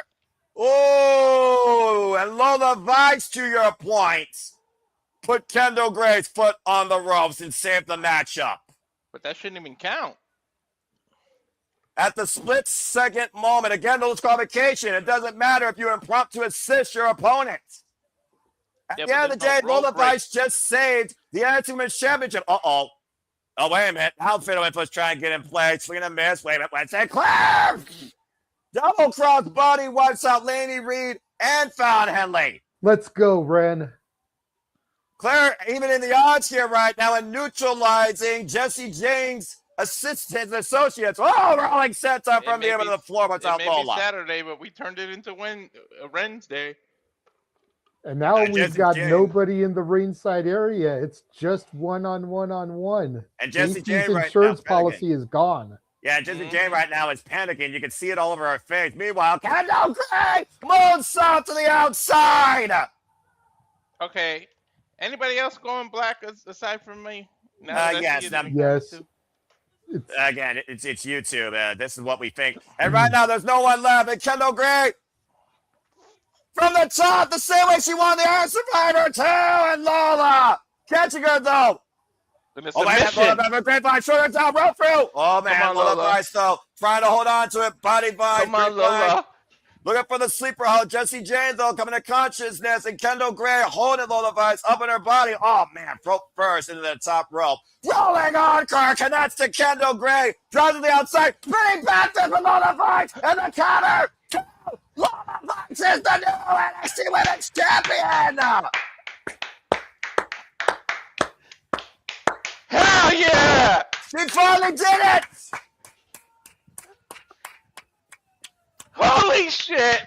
Your Mamacita, it's finally a Campionia! What a moment for Lola Vice saying buenas noches to this fatal influence and stand and delivering tonight. Well, Priest's gonna be celebrating. How good must that feel after what happened to her at No Mercy, pitting the champion also in the equation? Incredible opening triple threat match with these women. Kendal Gray again, the star in my opinion, with the grabs and the flight. I thought she had her with that impact DDT up the top rope, the same way she won Iron Survivor. Great awareness by Lola Vice though, trying for the quick pin follow-up and staying on that submission hold. As she saw Jacy Jayne in her sights, Jacy Jayne hit the rolling encore on Kendal Gray, but Lola Vice countered back with the spinning back fist. Buenas noches to Jacy Jayne's run and fatal influence's influence. Dude, I'm holding back tears right now. Woo! Regardless, we have a brand new NXT Women's Champion, and her name is Lola Vice. Congratulations. And congratulations, Walter. I think you just got the best thing you could this month. Oh, yeah. I feel like everybody's holding back tears. Like, I'm fighting them back. Walter's fighting them back. Lola's fighting them back. Even Jacy looked like she was happy for her and wanted to cry. Like I said, lazy booking aside, this was the match I was most excited for because all three of those women deserve to stand and deliver despite my thoughts on fatal influence. And by the way, to answer your question, as I stay professional, 110% earlier. You're absolutely correct. That being said, Jacy Jayne, commendable run in evolving the drive to be champion in this women's division as her run is done. Great effort by Kendal Gray, coming up just short again. Congratulations to Lola Vice, long overdue. As we got a commercial break, fuck television or YouTube. Well, I'm already sweating for my blazer. That was actually a pretty damn good match. Good stuff. Walter, your Mamacita just won the title. What are you going to do now? I'm going to Vegas. Really, JJ? Really? That question? Really? Yep. Hey, Lee. Shout out to Lily, Dwayne Atkinson, and Nicholas Ferrantes, and Matthew Huzzer that also have joined the chat, and Safet. Thank you all for tuning in again. Thank you everybody that's tuning in. Please subscribe, comment, and tell a friend. And we do this for all the biggest shows, specials, pay-per-views, PLEs, and other forms of showcases across all things professional wrestling, WWE, NXT, ROH, TNA, AEW, HOG, GCW, Independent Bullshit Galore, and so much more as we head closer and closer to WrestleMania week. And that was indeed the first match. And again, the women set the bar. First match of the main card because we did have the countdown match. So technically the second, first of the main card though, Nick, yes. No one cares about that shit. That being It was said, a good match. It was a good match. It didn't end the way I thought it would, but it was solid. It was entertaining. I'll take your word for it. The match is worth watching, if for nothing else, but to watch Wresn goof around. Because I love that girl. Her and Charles had a face-to-face in the match. Even Charles was like, I'm not going to fight you. I'm not going to fight you. And she was like, fuck that. And just started chopping him and beating him up for being traitorous. It was entertaining. I'll take your word for it. And again, you folks continue following us here at the Sip Lava Studios, where this coming weekend we will be covering AEW Dynasty, as well as predicting Thursday night, 11:30 p.m. Eastern Standard Time. Next week, Saturday, stay tuned for our WrestleMania schedule, as well as the annual, as they expect me to always do it, Timeless Superman reaction. That will be all next week, Saturday, as well, as that continues. Well, JJ, your brand, the only brand that matters in WWE with a realistic women's division, has a brand new women's champion. We all know how he feels just based on pure Mamacita love, his original Mamacita on his list, orderly. But go ahead and speak, man. How do you feel about this? I'm very Harvey Dent about this because on the one hand, I can't be mad. Lola's put in her time and the work, and she deserves it. Mm-hmm. But on the other hand, and I said it on Simply Predicting, I said it on our pre-show, what was the point in Kendal relinquishing the Evolve title and then she didn't win the title here? Exactly. She's been on the roster long enough, still being the Evolve champion. They could have had her still as Evolve champion, doing double duty. Yeah, that she was doing that previously. To your point, she won the Iron Survivor as the Women's champion. Please continue. So it just, that part of it makes no sense to me. You know, to have Jacy retain and her relinquish the title makes no sense. To have Lola win and her relinquish the title made no sense. For her to relinquish the title and become NXT Women's Champion, for Kendal to essentially evolve into a full-blown NXT star, would have made sense to me. So here's my thinking, and this is just me thinking truly on Kendal Gray's ability. Like I said, her and Lola had arguably the most competitive, best women's match so far this year in WWE, and it ended in a double pin submission. Basically, let's call it this, no contest, a draw. The way I see it is this.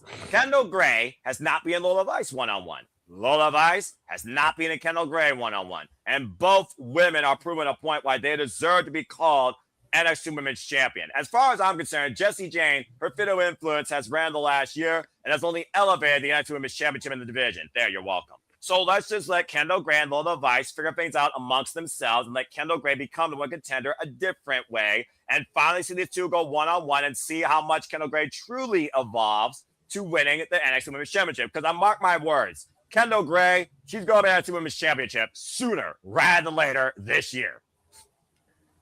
I agree. And Walter, I think Los Americanos watched the GCW last call from last night, because didn't you say that there were spots with sombreros and shit? Orale. Well, I Walter, go for you're muted. They're muted. Botch. The most stereotypical shit. Now they're trying to top it. Anyway, I was going to say from a lazy booked match that might be my match of the night to the match I care the least about. But the match that JJ wants to maybe crow about, as we have the Vanity Project coming in to defend the NXT Tag Team Championships. You put these guys stock up there with Busta and the Brain. So for those that don't know, please further elaborate. I just see a world of potential in these guys. Like, you got to figure, Walter and I discovered these guys, Brad Baylor and Ricky Smokes. Ricky Smokes has the chest tattoo. We discovered these guys around the same time that we discovered YDNP. Mm-hmm. You know, both teams young, both teams hungry to prove themselves, both teams dominant in their respective brands, and both teams with just a world of potential. Now, Jackson Drake, the third member of the Vanity Project, the member in the suit, is a singles star. You know, he's the type of guy that can be North American champion, possibly even at some point NXT World Champion. These two, though, I don't see them as anything other than a tag team at this point in time. But the world is their oyster, man, and I think that's why they've been given Los Americanos, Pete Dunne and Tyler Bate, because those guys know how to bring the best out of somebody, how to show their true potential. We got Ricky Smokes in the ring now with, I'm not sure if that's Reyo or Bravo. I guess that's Bravo with the B on his tight there. There are so many things going through my mind right now that are all negative and somewhat stereotypical, and I'm just going to shut my mouth and call this action. But Yeah, but arm just drag. focus on the work that the Vanity Project does, because I don't know if they were a tag team prior to Evolve, but their chemistry is just top tier. Like, you would think these guys have been teaming for like a decade together. What? They have the same kind of chemistry that Busta and the Brain do. Oh, And let's not forget that Busta and the Brain have only been a team for not even a full year yet. Mm-hmm. That's definitely high praise coming from you when it comes to the most recognized independent tag team of the year last year. As right now, Reyo and Bravo just split the uprights. Okay, I so believe Bravo has the Smokes. blue mask, Reyo has the red mask. Bloody hell. Reyo red, Bravo blue. Makes sense. Okay. And apparently, Good way to remember.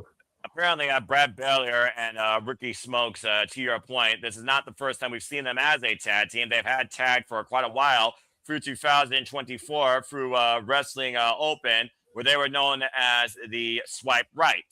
Yes.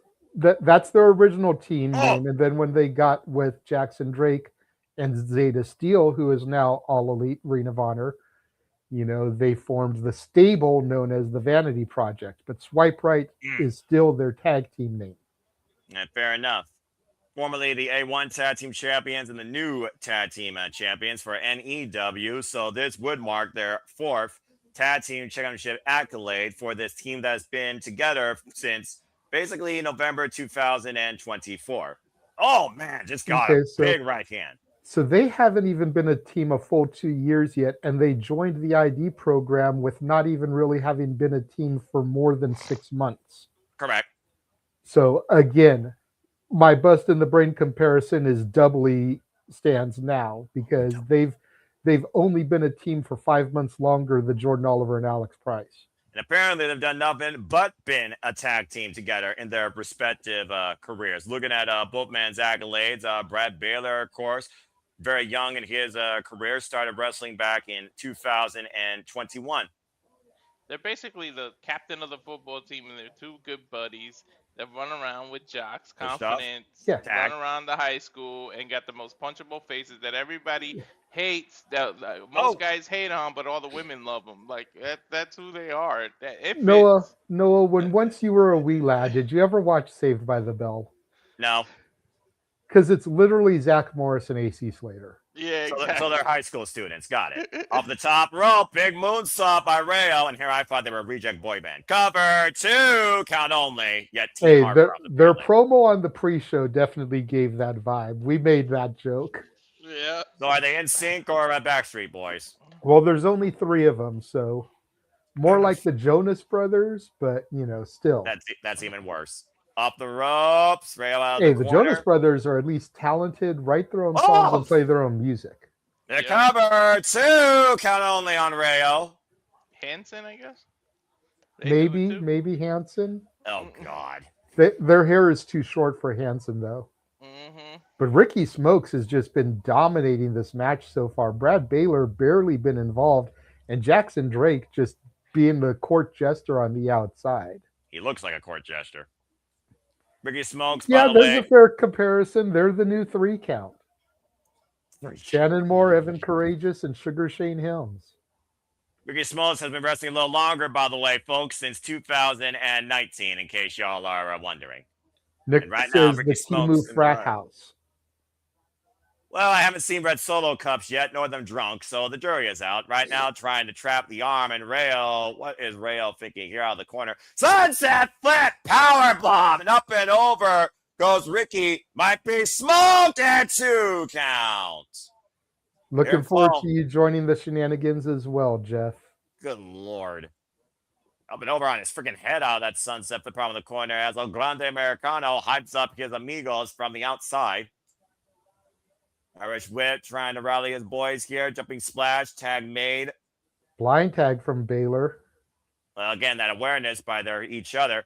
Shoulder break over the knee. Cover 2, count only for the champions. And to your point, though, like you said, of course, like we talked about Kendal Gray, the Vanity product literally came on to NXT just literally a month and a half ago and took the NXT Tag Team Championship from Dark State.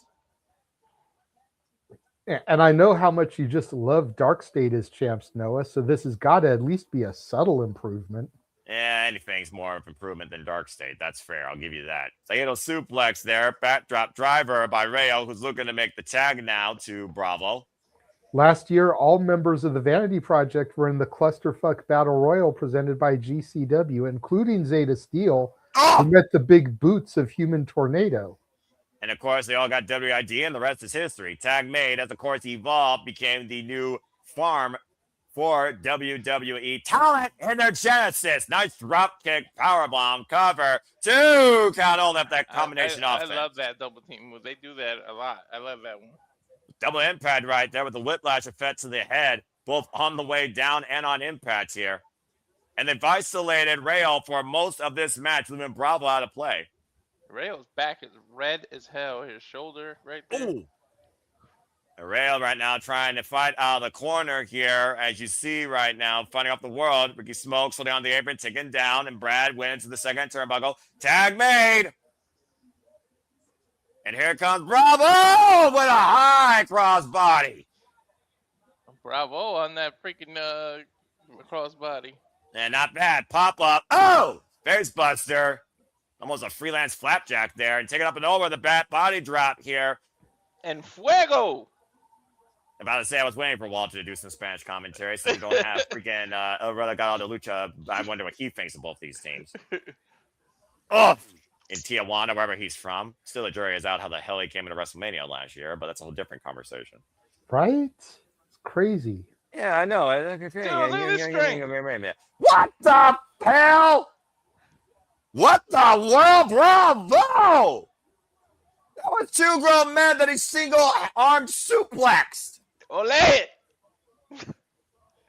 A big, strong, I don't know. Boy? Boy. He does seem like that. I just saying. And now almost a chin-lock airplane spin. What the hell? I was going to ask for confirmation because I definitely believe that Bait is Bravo. Certainly has the build for him.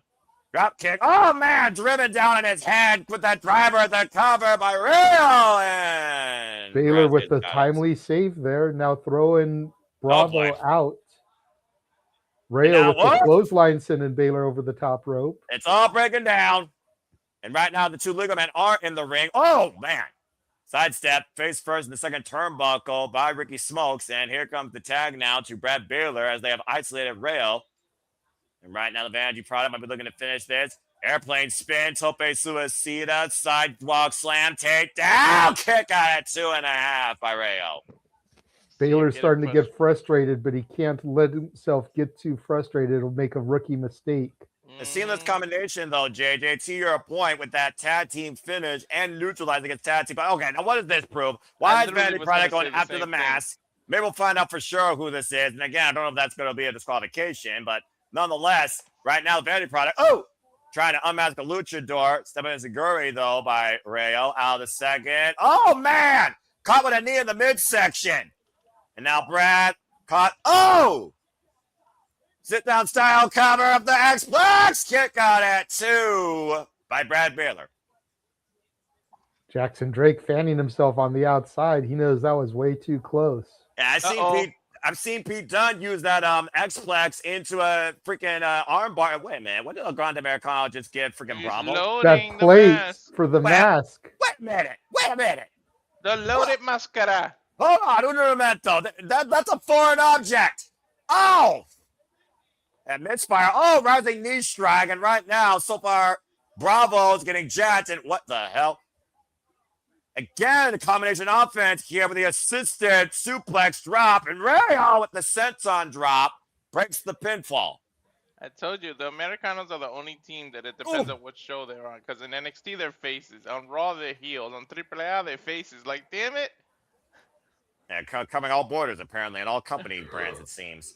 And again, the plate inside his mask. How did the Vanity Product not hurt themselves attacking that plate? He knows it's in there, look. Yeah, to your point, it looks like Ricky Smokes Smokes just took the plate out of the mask and just sticked it. Wait a minute. Well, right now, Brad Baylor's on the with Reyo on it. Oh man, apron power bomb. And again, runs with that knee strike, sends Reyo down. I believe. What the hell? The point of? I believe Bravo and Ricky Smokes are legal, by the way. And Grande Americano doesn't know, by the way, that Ricky Baylor has that steel plate in his trunks. Oh! But they should know he doesn't feel it in his mask anymore. Well, I bet you Ricky's feeling it right now in the one spot he didn't want to, below the belt in his huevos. And Reyo, he's take over to Harris, and Bravo with the splash. Reyo so is he legal. landed right on the pelvis there, which is where the plate is. Cover, two-back press, win! Nearly got new tag champion. That's why he backed up. He got hurt. He landed right on the plate. It doesn't seem to be showing any signs of an injury, but to your point, that crossbody was right on the midsection and the lower tier of Ricky Smokes, who found a way to kick out that combination offense. Jackson and Drake a little bit at split ends at ringside here, it looks like. And for those that don't know, for those that don't know, by the way, Los Americanos got this opportunity besting the Vanity Product and other tag teams throughout their short tenure here in NXT. Now Brad Baylor going after the fingers. What the world? Wait a minute. Make a wish! That's usually somebody else's cup of tea. Yeah, Bruiserweight Pete Dunne. I don't know if he would approve of this pretty boy using it. Oh, man! And Reyo just clocked him with that elbow. Pop and bang! Okay, so these two must be students of Spirit Strong style. Freaking clothesline, rebound off the top rope. And now Topic on Hilo for the top and middle. Wipes up Ricky Smokes. And meanwhile, bitter hand! What the hell? Cover! Oh, man! I was going to say, no freaking way Vanity Project is losing these titles. Oh, you freaking kidding me. They got me with that one. I don't know, man. The Americanos may be giving some clues as to who's under those masks, though. And Pete Dunne and freaking Tyler Playbook pokes. Wait a minute. They just keep now Jackson Drake with the plate, but here comes El Grande Americano. He just wiped him out with a flying headbutt, turned him inside out. Whoa! And Brad Baylor wipes out El Grande Americano. He's flying everywhere. Now Reyo wipes him by Bravo. The boot turned him sideways. I believe Bravo's legal. Front kick drops Brad Baylor to a knee. And right now looking for a double team. Ricky Smokes sends Reyo. Hard landing on the apron face first. Ricky Smokes, though, caught, though. The drive-by, Bravo, and right now, Bravo, and oh, man! What the hell? Jackson Drake with the loaded plate in the right hand. And right now, the Vanity Pro taking advantage. And Smokes is legal up the double stump. Double CDT, and that is it. Huge win for the future of the tag division, the Vanity Project. And they took a group effort here, but in all fairness, being the devil's advocate, we saw Grande Americano and how heavily involved he was here. But regardless, to your point, Vanity Project outlasts Los Americanos and are still the NXT Tag Team Champions. And it was a hell of a game effort. Well, that is definitely the biggest win I've seen by this new tag team on the scene. Again, that steel plate was being passed around the entire time, and El Grande Americano wiped out Jackson Drake on the outside with that flying headbutt, but he still had the plate in hand. And as the bodies were flying everywhere, behind the ref's back, to your point, JJ, that was a loaded fist with that plate. Little coup de grace reverse DDT finished their double team maneuver to pick up the 3 count. What the hell they call that? I'm not sure. Well, call it effective nonetheless. Vanity Product still NXT Tag Team Champions. I should call it in vain or something. Congratulations, as much as I really don't know much about these two, to Ricky Smokes and Brad Baylor and Jackson Drake for that matter.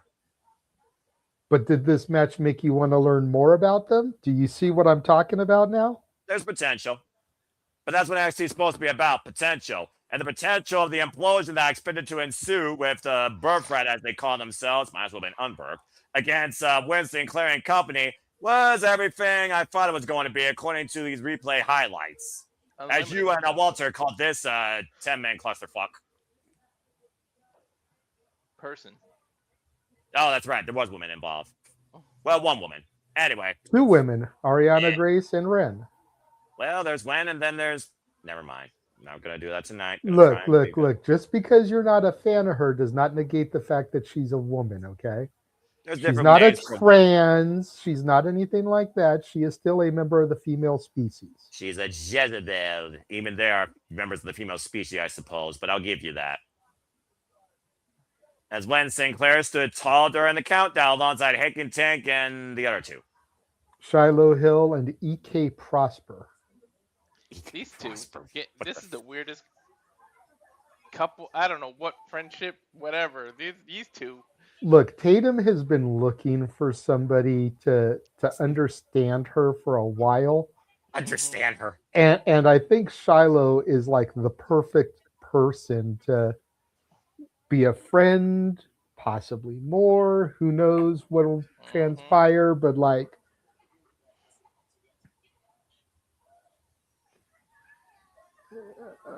sexy red. Takes me right out of it. Yeah, well, there's your hey, Ricky Saints. Sexy red gives the normal guy blue balls. Right. We were saying in the intro, Noah, since you weren't here for it, that where's Kevin Nash to give her a jackknife powerbomb after rocking a chain that says Big Sexy?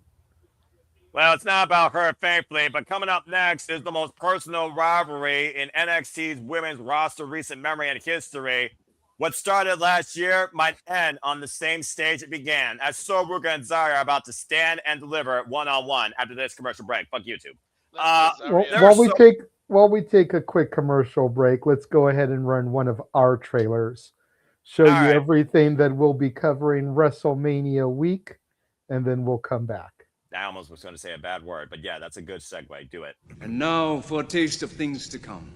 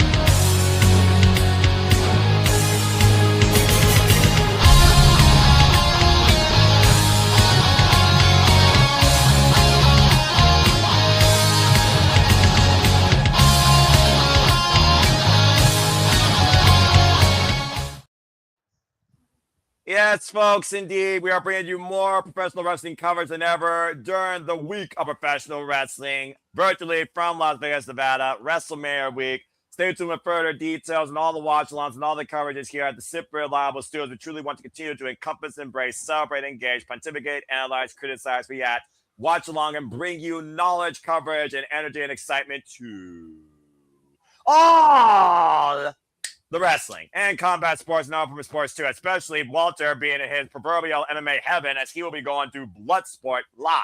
And most of the attractions you saw, by the way, these gentlemen will also be going to live. Can't wait. I kind of wish they booked Lola now with that championship. Control yourself, bruv. Again, congratulations to Lola Vice, the new NXT Women's Champion. Well fought by the Vanity Project, outsmarting Los Americanos, who took a lot from Pete Dunne and Tyler Bates' playbook. Blech. Tyler Bates' playbook. Anyway. As of course, WrestleMania week is literally on 2 weeks away from WrestleMania to the day, gentlemen. The showcase of the Immortals running through a damn wasteland through the city of sin, echelon into the future on the friggin' Tron Express, according to the graphic dynamic. And of course, John Cena, the GOAT, he will be hosting it. And of course, we had developments happen on SmackDown regarding one of our main events. Stay tuned for further conversation on that. during the shenanigans. As we look at the story of Zaruka and the rise and the wave of momentum that Ruca has been surfing, why Zaria may simply been accompanying. Surfs up. Ain't no hanging 10 after this. It was last year, guys, that NXT Stand and Deliver in that ladder match when it came down to the NXT Women's North American Championship that Zaria and Ruca were the last two women on the ladder, and out of mutual respect, it felt like Ruca was the one to seize the prize and follow those momentous tides. Of course, at one point, injury caught up to her, and we literally saw Ruca was unable to compete. But Zaria was willing to defend on her behalf, courtesy of Ruca's blessing. Of course, that led to the rise of the glamour. And ever since then, we've just seen the tensions continue to spill and build since losing out on SmackDown, since losing out Evolution, since losing out on opportunity after opportunity against Ruca. As Zaria basically felt like that she has been nothing more but Ruca's partner.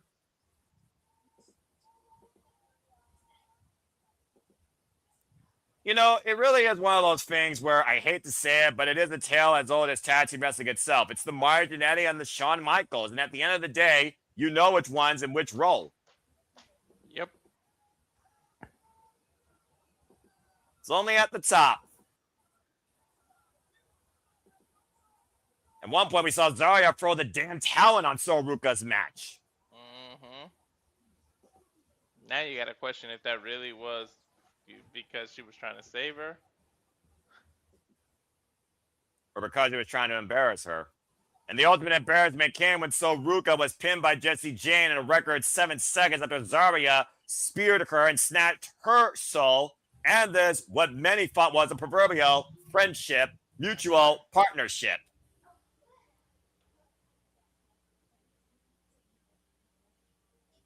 I don't know. Personally, when I heard Zaria's promo and them go face-to-face, all I heard was envy and sour grapes. At the end of the day, you're not Ruca. Ruca has made a bigger connection to the WWE Universe than you, and you can't accept it. Maybe, but everything was just kind of handed to Zaria, and she took Ruca. She took Zaria for granted.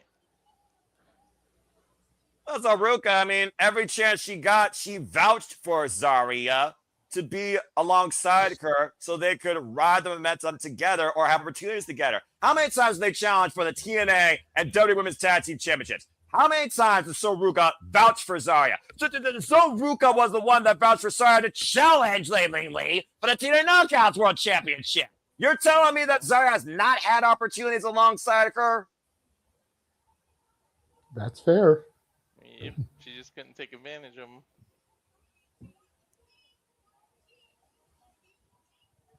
Shout out to the over 100 of y'all, by the way, that are watching us in our coverage of WWE NXT Stand and Deliver, NXT's WrestleMania presentation, as it were, their final exam as we get ready for Ruca to take on Zaria. And this might literally be one woman's last stand. I would argue if Zaria loses here, she will never stand on her own because Zaria, simply put, said that tonight, I am not removing myself as the victim of this story. I am removing you as the mistake in it.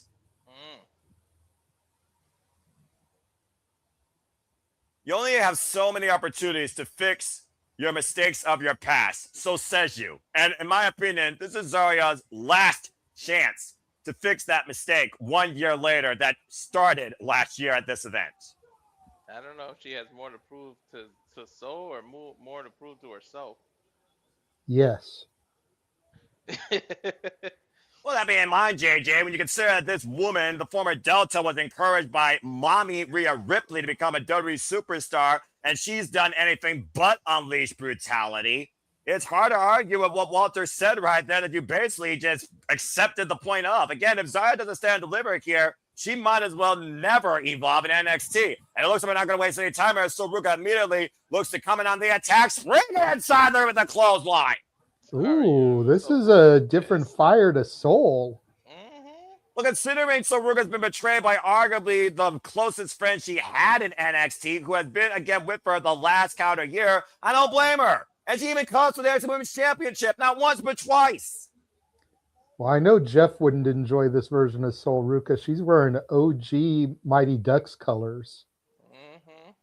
Now, we'll see who's more mighty here. Elbow straight to the back of the head. Front kick by Ruca here, who again, with a win over Baylor at Saturday night's main event last year and becoming part of the final three, this is where Rumble just gets lariat by Zaria. Everything looks to move forward only for Ruca, and Zaria can't stand to be in the same ring or roster alongside her. Oh my gosh. It's though, is Soul too emotionally involved in this, because we know what happens when you let emotions get the best of you in a wrestling match. Well, you can say the same about Zaria. She's the one that pulled the trigger first, so who's more emotionally driven at this point? Oh man.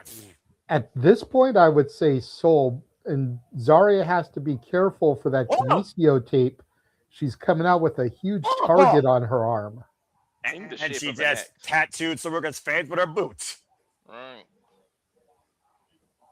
At the end of the day, in this business, if you're not looking to be at the top, then what are you doing in it? But sometimes going alongside a friend actually helps you more. And again, I think Zaria is trying to prove a point that she doesn't need anybody, and she should be the one that's part of the conversation. Injuries or freaking targets be damned. As long as you make a statement, that's all that Zaria wants to do tonight.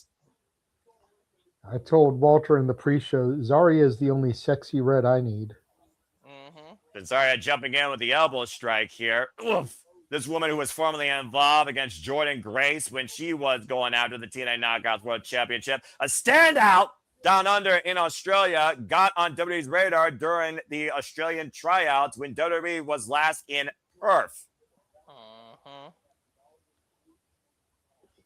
And Ruca, with no previous wrestling acumen, coming to us from a background in gymnastics, all collegiate athlete here, has literally surfed the waves of NXT without ever holding the NXT Women's World Championship.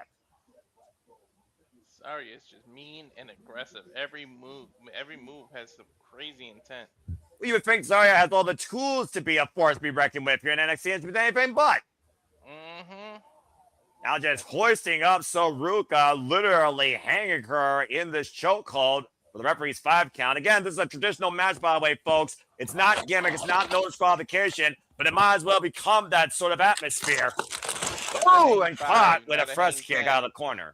You only got till 5 to release it. Still a lot of damage you can do.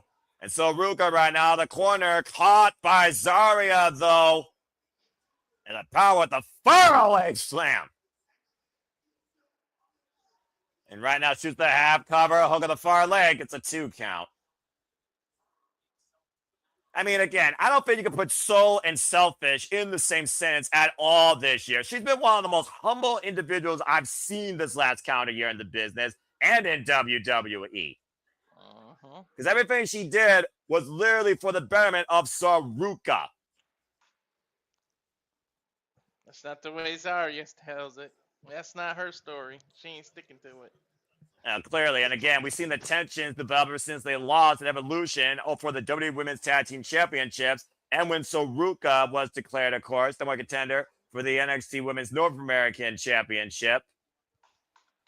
And of course, when she earned the NXT Women's Championship opportunity, that was probably the last proverbial straw that broke the camel's back. As we saw, she literally speared her out of that match with those peak curve stomp there. And obviously, Zaria is unleashing a full year of pent-up frustration cover. Look at the far leg, and a 2 count, wants to take her time. It's not about a win. It's about punishment and self-redemption here, I think, more than anything for Zaria. Now, googling Ruca, and Ruca trying to fight back here.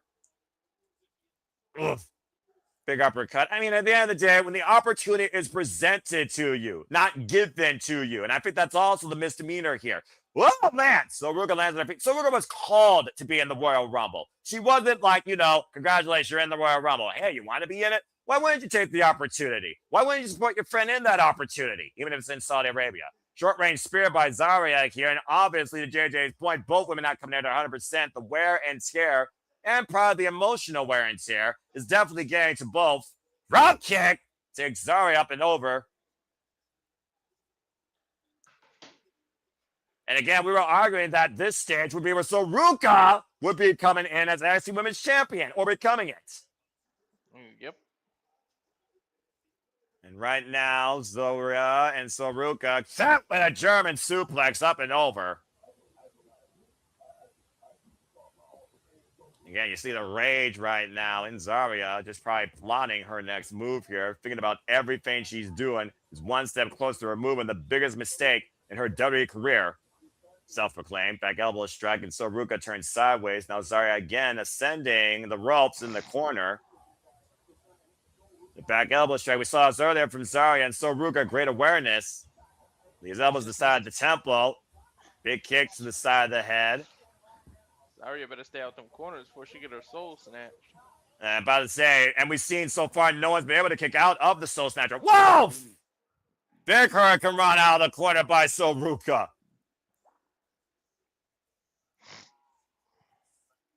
And right now, Zaria and Ruca, both women worse for wear here as we're at a point of reset.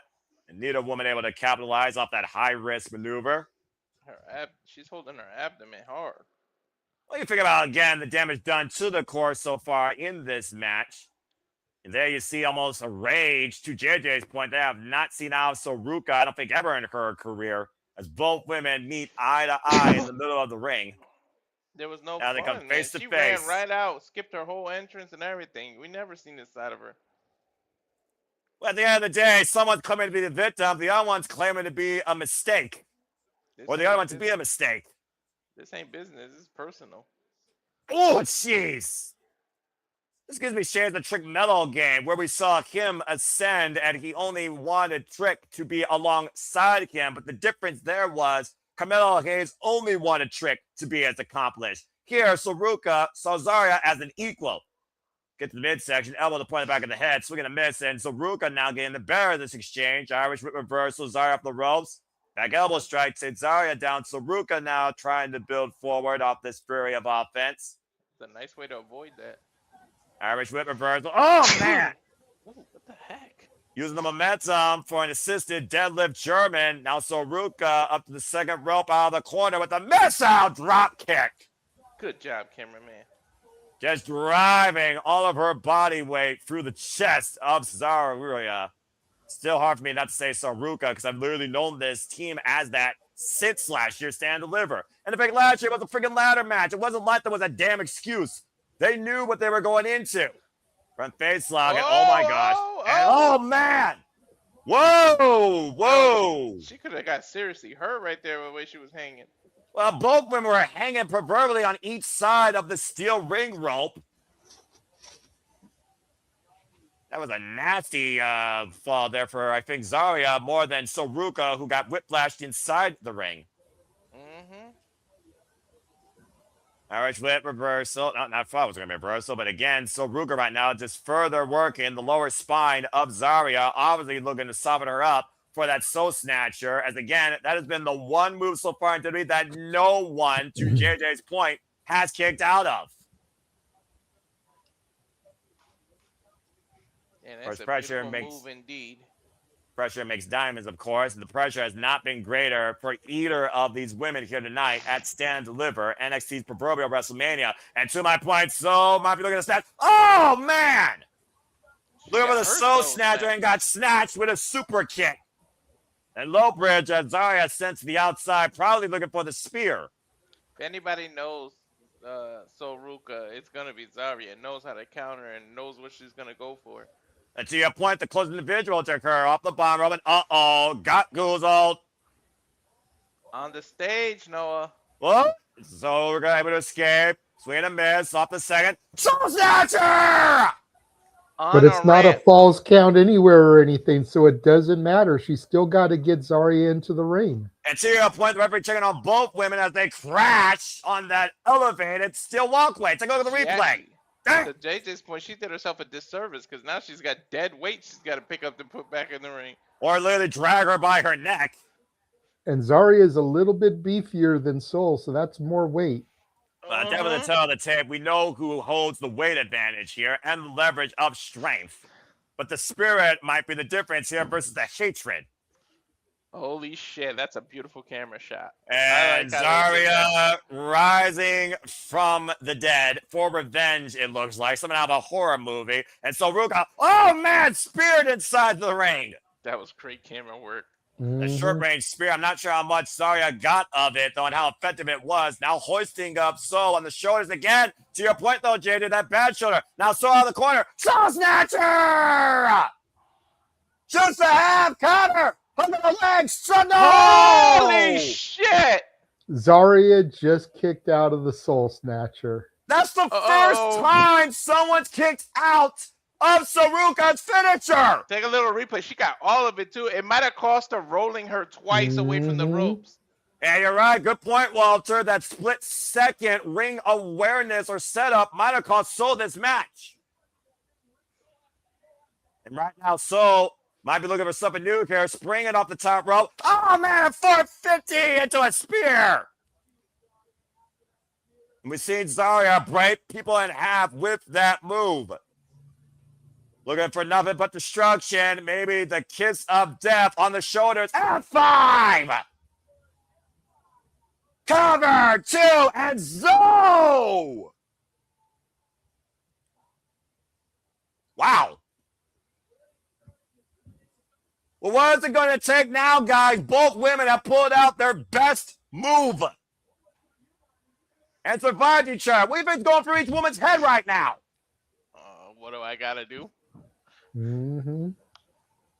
This is the pressure of what it means to stand and deliver. What are you willing to do, and what's it going to take to get the win tonight?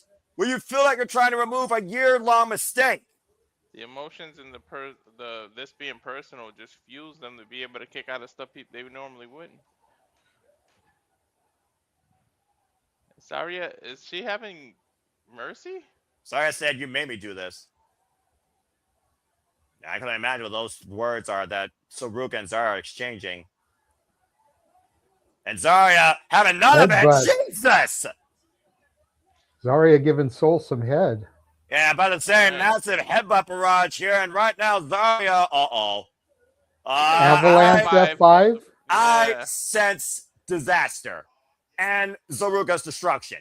Zaruka trying to fight back, though, with these elbows to the side of the head. And Zaria now perched on the top rope. She might snatch her Soul from up. And get all the pressure on that right shoulder. This is a dangerous territory for both these women. Ooh! Hell yeah. Big right hand exchange here between Zaria and Ruca. The death of Ruca is at hand here tonight, gentlemen. And Ruca, oh man, avalanche facebuster! X Factor. Off the second rope, Soul Snatcher!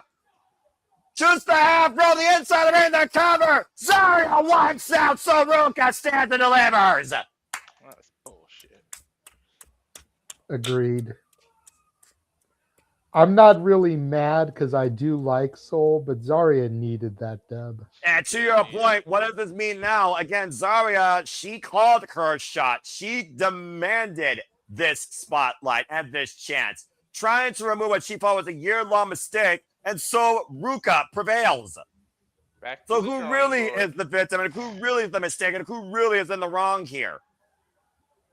This was the moment right here that you thought that Zaria was finally ready to put away Ruca once and for all, showing no love, showing nothing but rage. And as you said, Walter, Avalanche X Factor and one last emphatic Soul Snatcher was all that was needed to finally put down Zaria and remove the Ruca chapter once for all. More for Ruca, who wins tonight, stand and deliver.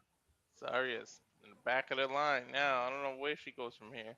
To the dark, I would say. The darkness of her own mistakes. Congratulations to Ruca, who wins this grudge match and might be on her way one step closer to still trying to become NXT Women's Champion. Mamacita! Speaking of which. Hola indeed. Well, that raised Walter's spirits, I'm sure.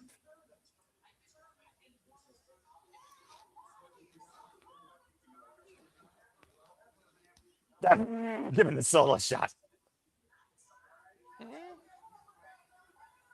Oh, God. So apparently she wants to right out of it. Robert Stone wants Lola Vice to have a little celebration, probably a State of the NXT Women's Division address. This coming Oh my Tuesday God! at Whoa, okay. Walter, control That brought yourself. him right back into it. Control yourself, dude. Talk about raising my spirits. You gotta be careful to raise something else. Well, let's see if Johnny Gargano reminds us why he was once called Johnny Wrestling and Johnny Takeover. Because coming up next, the NXT North American Championship is on the line as Myles Borne defends the gold against Johnny Gargano after this commercial break. Fuck services. So let's just call it what it is.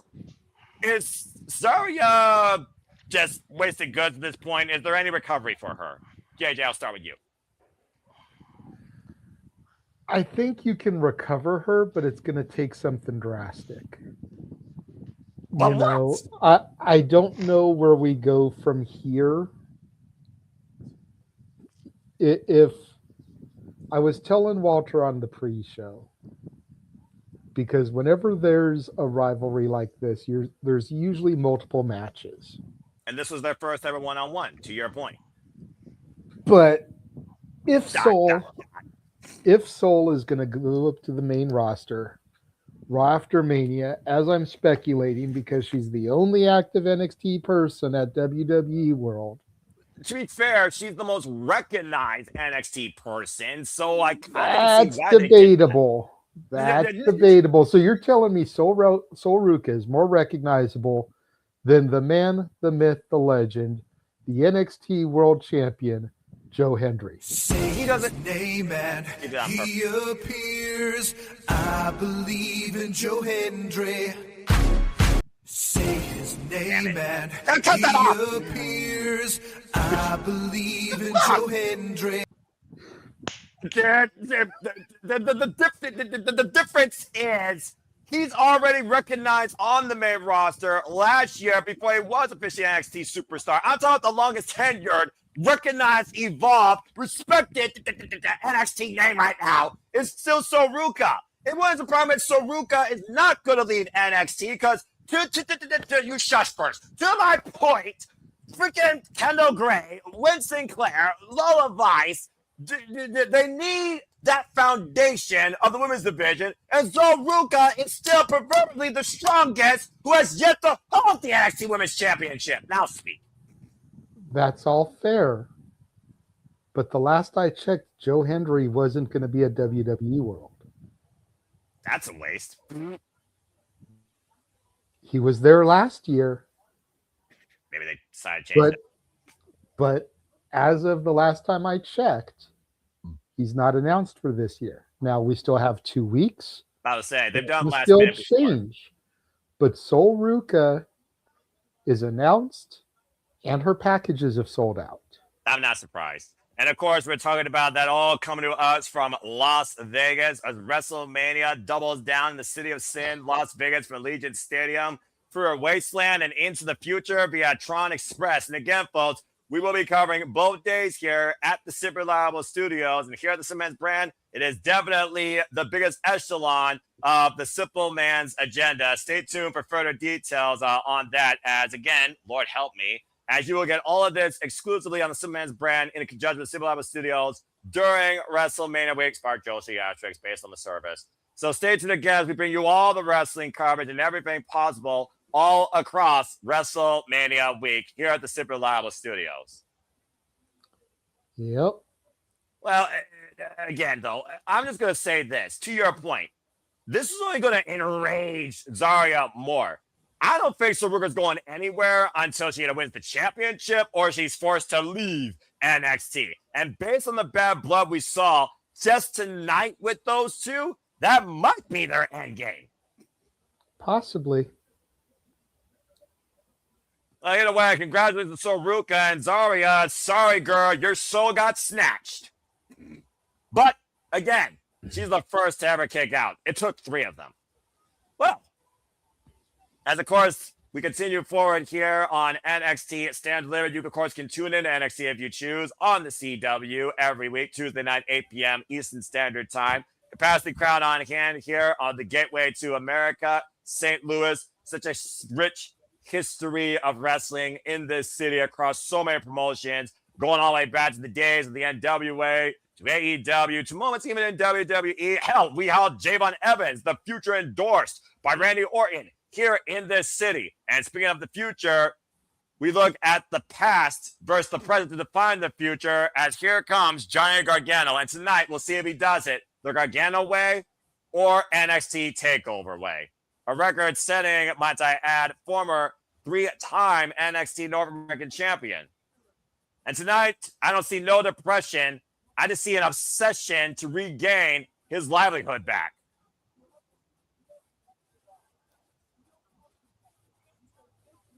And Johnny Gargano, of course, a standard bearer of the black and gold NXT, record number of takeovers and takeover main events. And again, JJ, you were not there during the time of the black and gold NXT as you have your standards in the black and chrome, but Johnny Gargano, Tommaso Ciampa, they redefined what NXT was meant to be. And even when he was beaten, that rebel heart kept going through it all.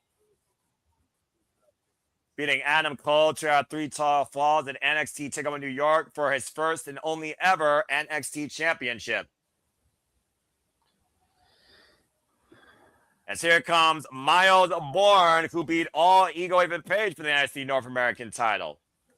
I love Myles Borne, but this is my bathroom break match because it forces Candice LeRae to be on my television screen. Oh, come on, JJ. Can you put that behind the rearview mirror and focus on the 2 men at hand? I'm just saying, brother. Come on now. As long as she doesn't get involved. I mean, just talk about Myles Borne. I mean, again, we're talking about the rise of this generation of talent here in NXT. This partially deaf superstar, of course, we saw hang with Obafemi last year for the NXT championship. What do you think about Myles Borne finally becoming NXT North American champion here this year in NXT? Against even Page of all people. I think it shows the success of the NQCC. You know, freaking Ren Sinclair's got gold. Myles Borne's got gold. What's Charlie Dempsey doing? Oh, wait. Exactly. Let's go down to Mike Rome for introductions. I like the little flower lapel. Very nice. Good dude's got good style. I'll give him credit. Very nice. Very evil. Yeah, I don't know about that. I don't know if he's cursed yet. This WrestleMania is cursed, though, thanks to TKO. Stay tuned for further conversation on that, folks, tonight on the Saturday Shenanigans. Whether or not I'm there, stay tuned. Because, again, I was going to say, I'm looking forward to some of Noah's perspectives on this. Well, I might take a nap and just see you at that. Anyway, Johnny Gargano, is a one-time NXT champion, 3-time NXT North American champion. Bum-ass Johnny over here.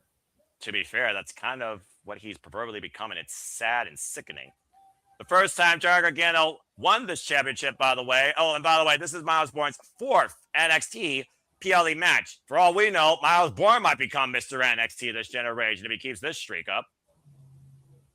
First time Johnny Gargano won this title, folks, you all know if you were black and gold, born like me, was NXT TakeOver Phoenix against Ricochet. Wonder what that guy's doing now.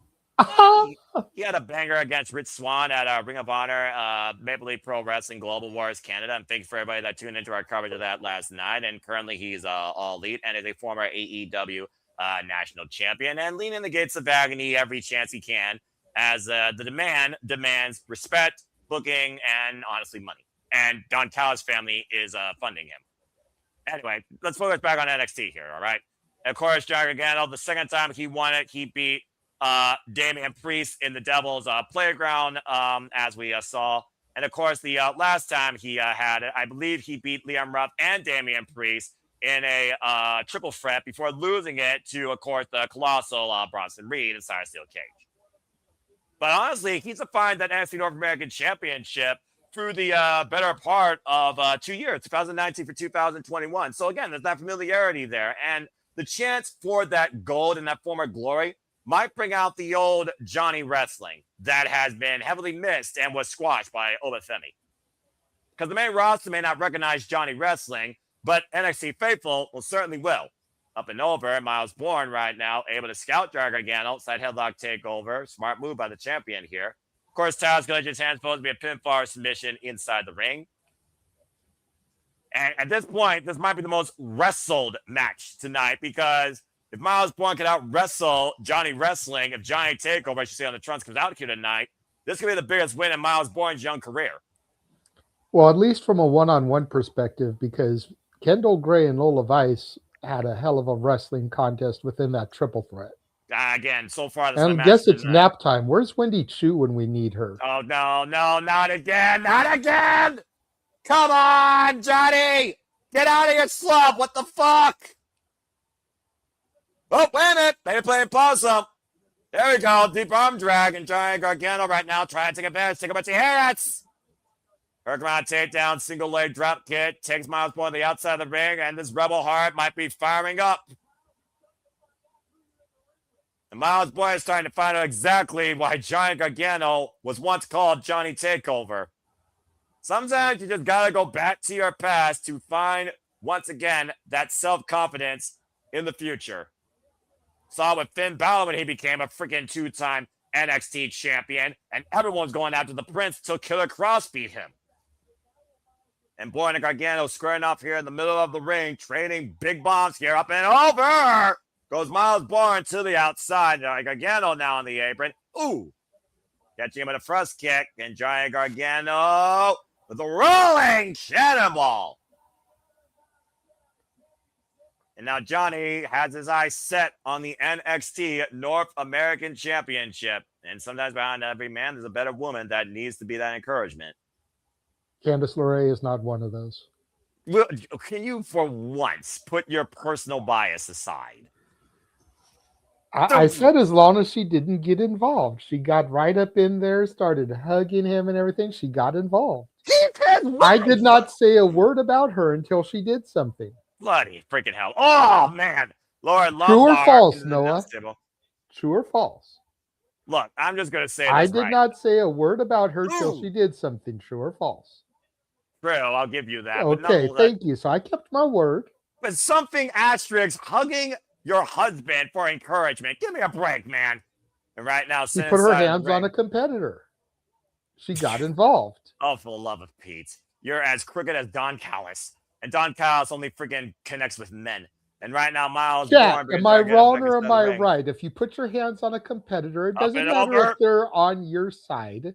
If you put your hands on a competitor, you get involved, correct?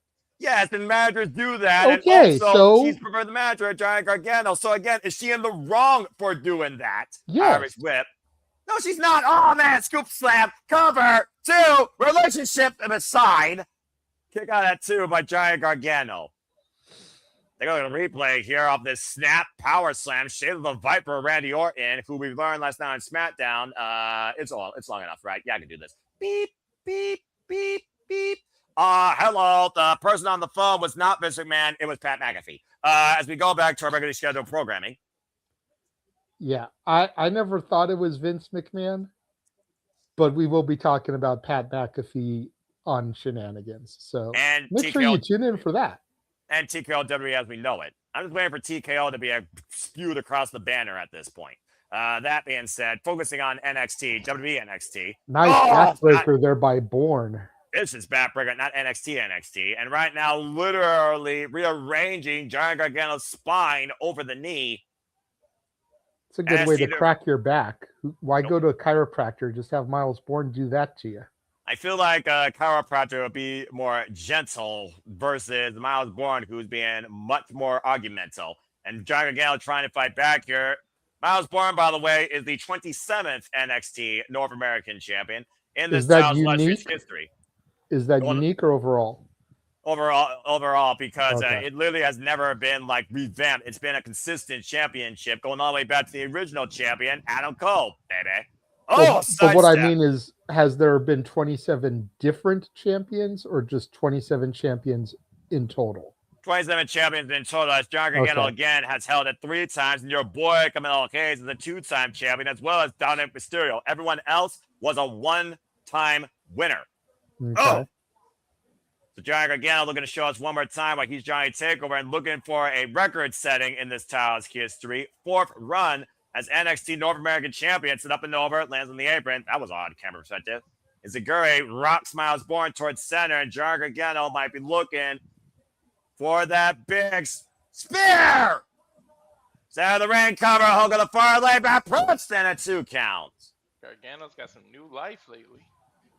Well, again, talked about. Well, yeah, ever since he got that hug from Candice LeRae, he's been on a roll. So she did affect the match. Stay the fuck out of it. Look, a manager has every right to encourage their freaking assets. I'm going to remember that the next time Don Callis gives somebody a hug and you get all pissy about it. Yeah, Mr. Bias Hypocrisy here, trying to freaking make me the villain here. Now who's becoming the Zaria to so Ruca. Nonetheless, JJ. I'm just saying, it's got to stay consistent. Yeah, well, guess what? Consistency and wrestling don't go in the same sentence. But here's the definition even you can understand, Mr. Encyclopedia. A manager is there to encourage their asset. And whether you agree or disagree, personally or professionally, that's a different conversation. Now, you be the judge, audience, if someone's more personal or professional, if not both. Don't bring a knife to a gunfight, bruv. And now we got Myles Borne out of the corner, hit a giant Gargano. Sunset flip powerbomb! Cover! No! Don't start something you can't finish. Look, I don't mind if they shout words of encouragement. Oof. I don't mind if she wants to hug him before match or after the match. But you do not touch a competitor during the match.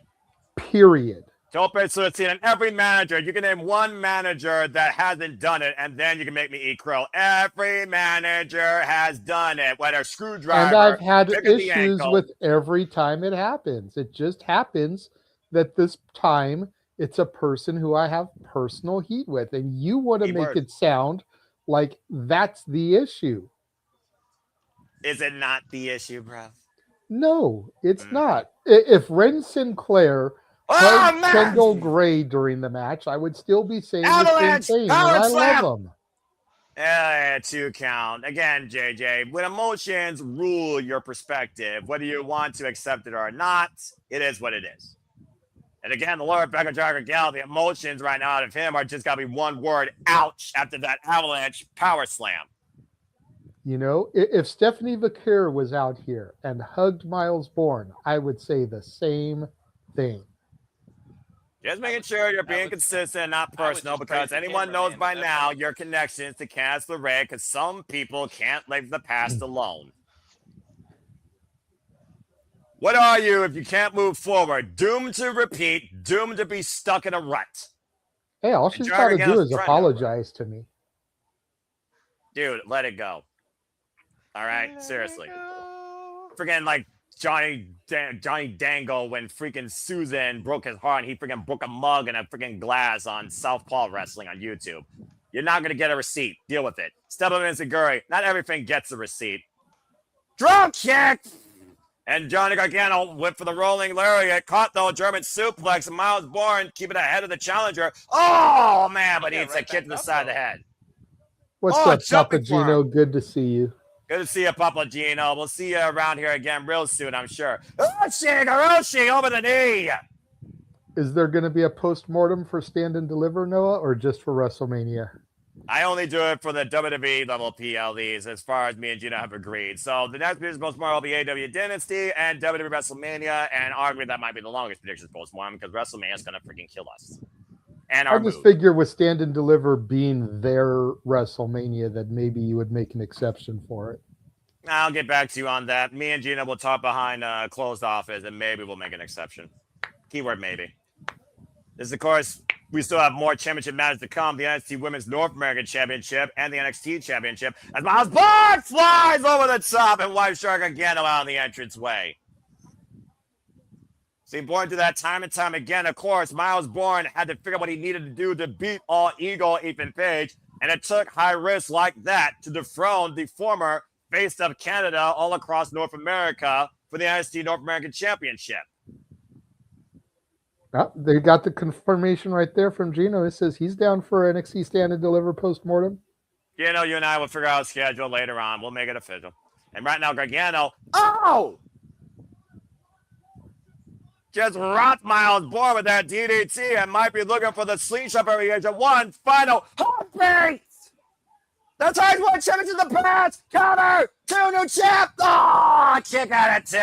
That was close. Oh, man.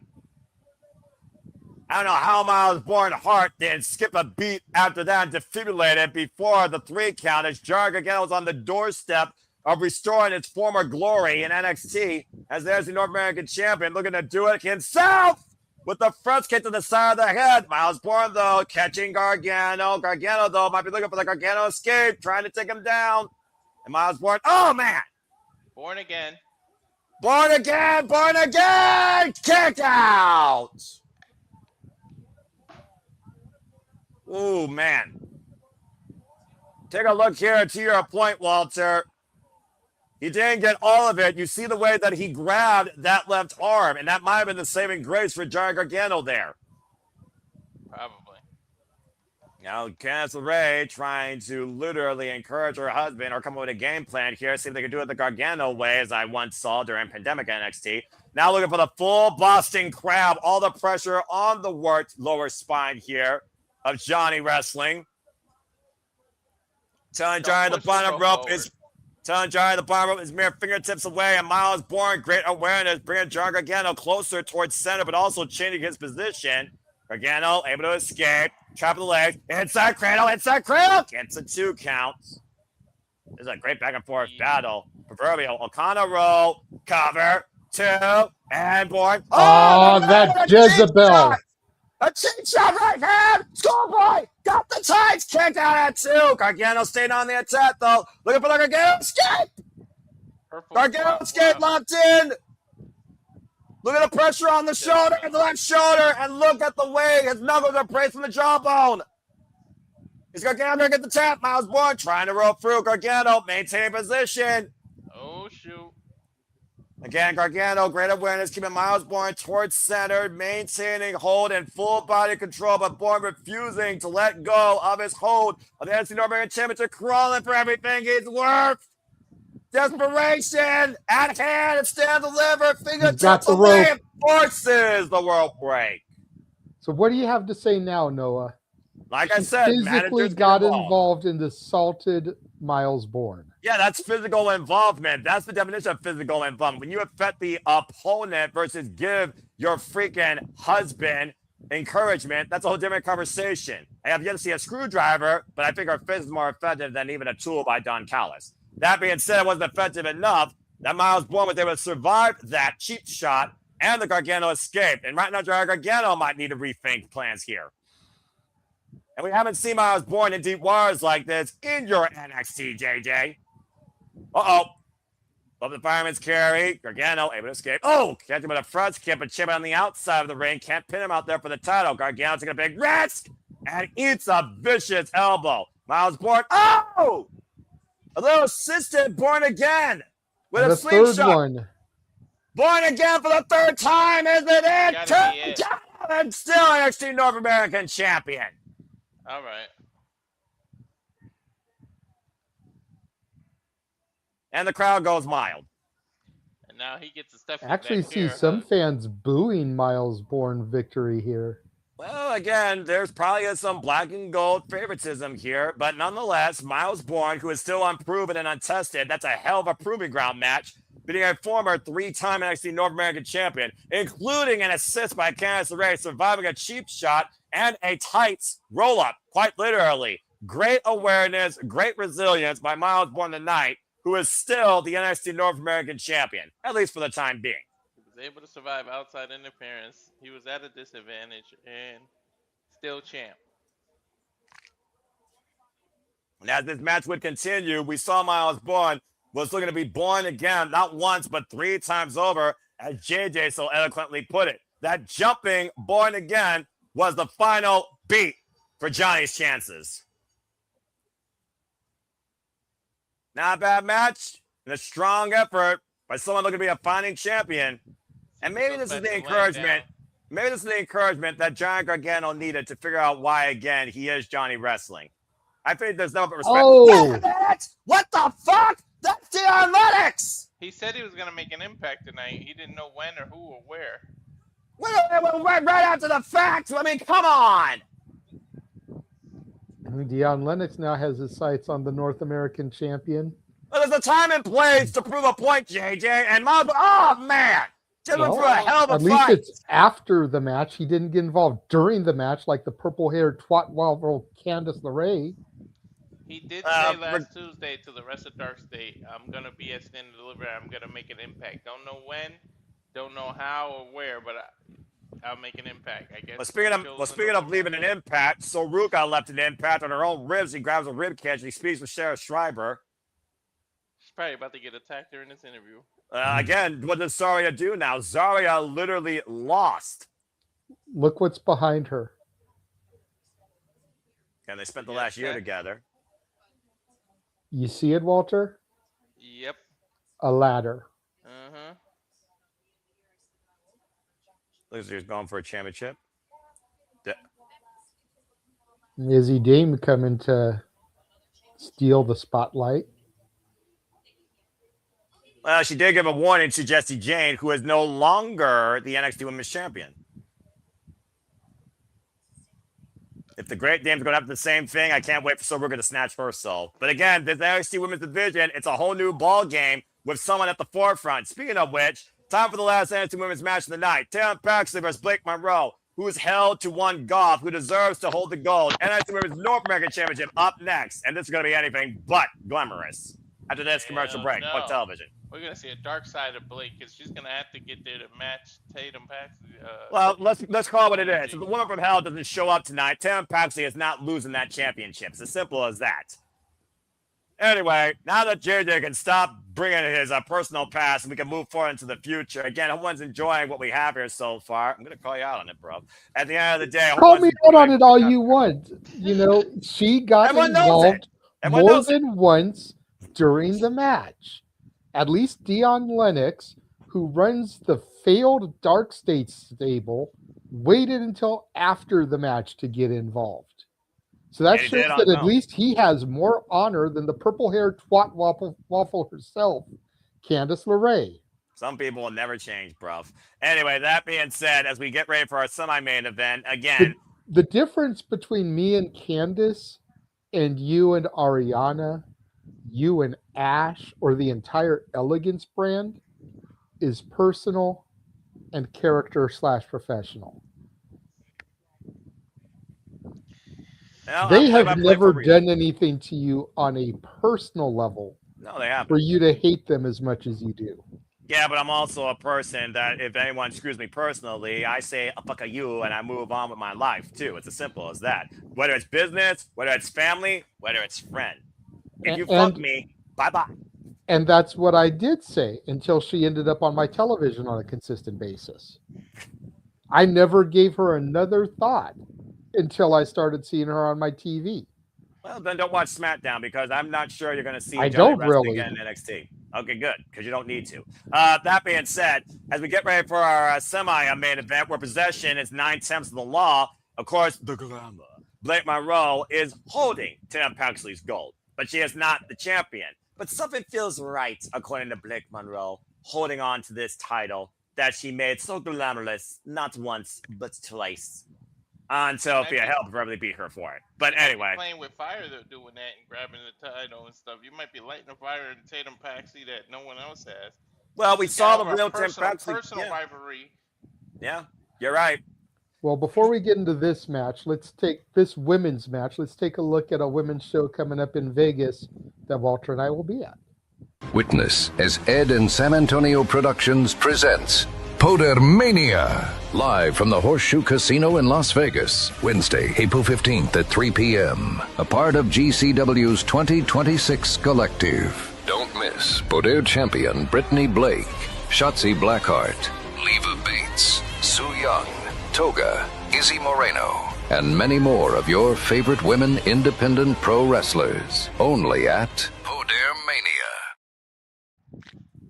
That's right, folks. The All-Women Showcase annual per year courtesy at Ed San Antonio. Follow the next today. Podermania. Many of the names you heard will be at that stage, as well as so much more. So if you want to get your fix on a jackpot on an all-women showcase, become a member today of Time Match Network to watch along with us. We will be covering this live, and JJ and Walter Cruz will be there taking it in live. Again, that is Podermania, kicking things off Wednesday, April 15th. for the entire festivities that is WrestleMania week for all the wrestling. It's also Alicia's birthday. Oh, really? That's a lovely thing.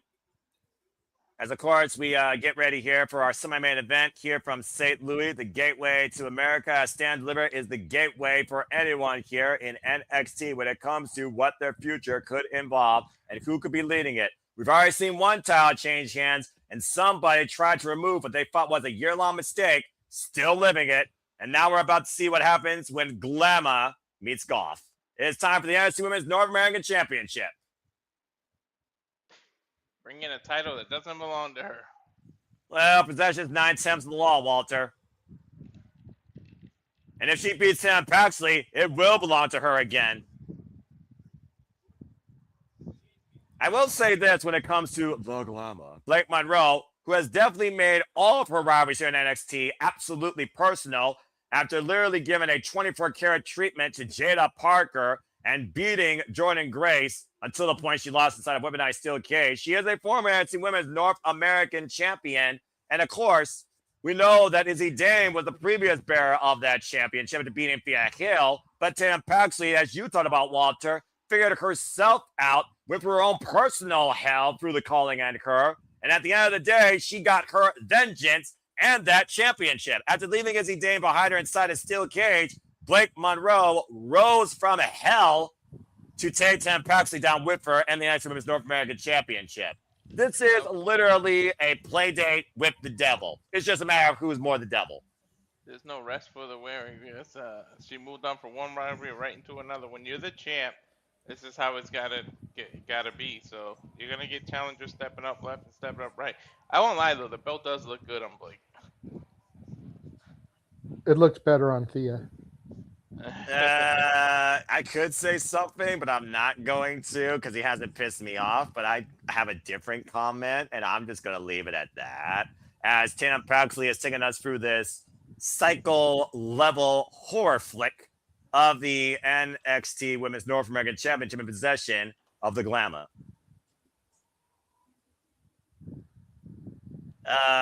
Okay, that was anything but glamorous, that last shot there. I think that Paxley's going to try and break Blake. Just saying.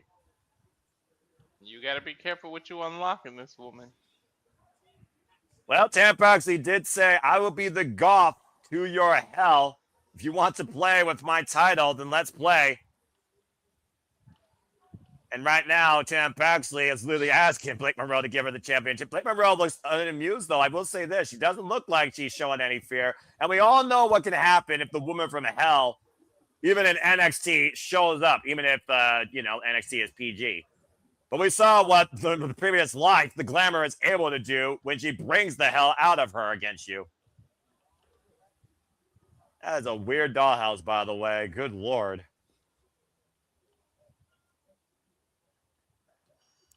All right, let's go down to introductions for this match, Mike Rome. Let's get this going. I can't wait for this one. This is going to be interesting.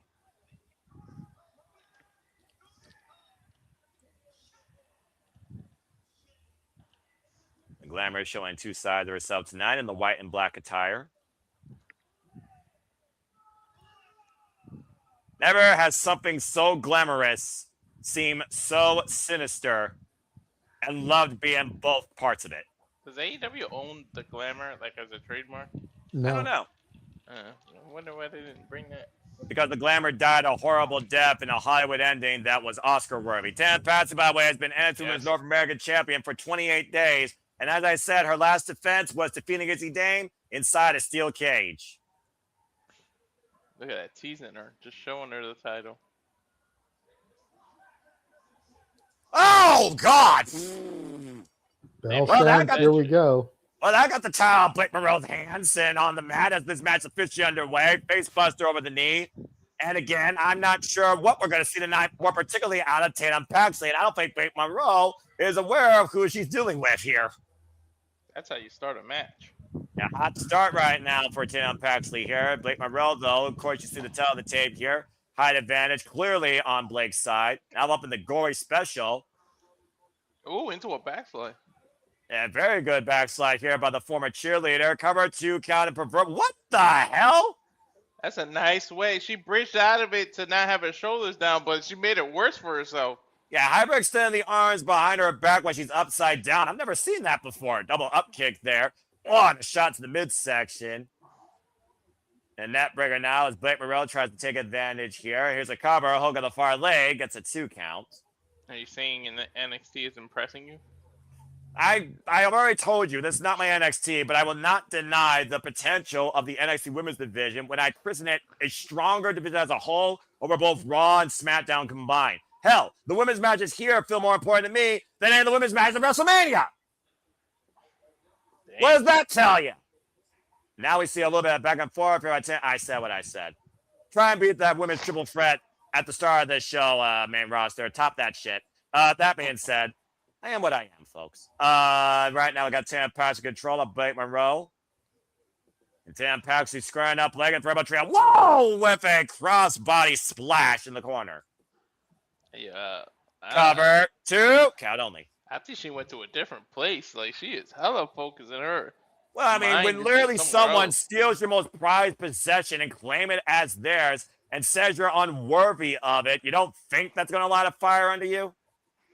Should. We've seen already how Tam Paxley was able to turn around and figure out herself against Izzy Dame and the mental warfare that she did when the calling betrayed her and caused the NXT Women's Championship. Now Blake Monroe looking for some. Oh, man! Women's North American champion literally went shoulder first on the steel grate. I think she is hurt, man. Yeah, you see her clutching her shoulders there. That was a horrible landing off that handstand Rana takedown by Blake Monroe. You literally heard Tam Paxley immediately say, my shoulder, my shoulder, my shoulder.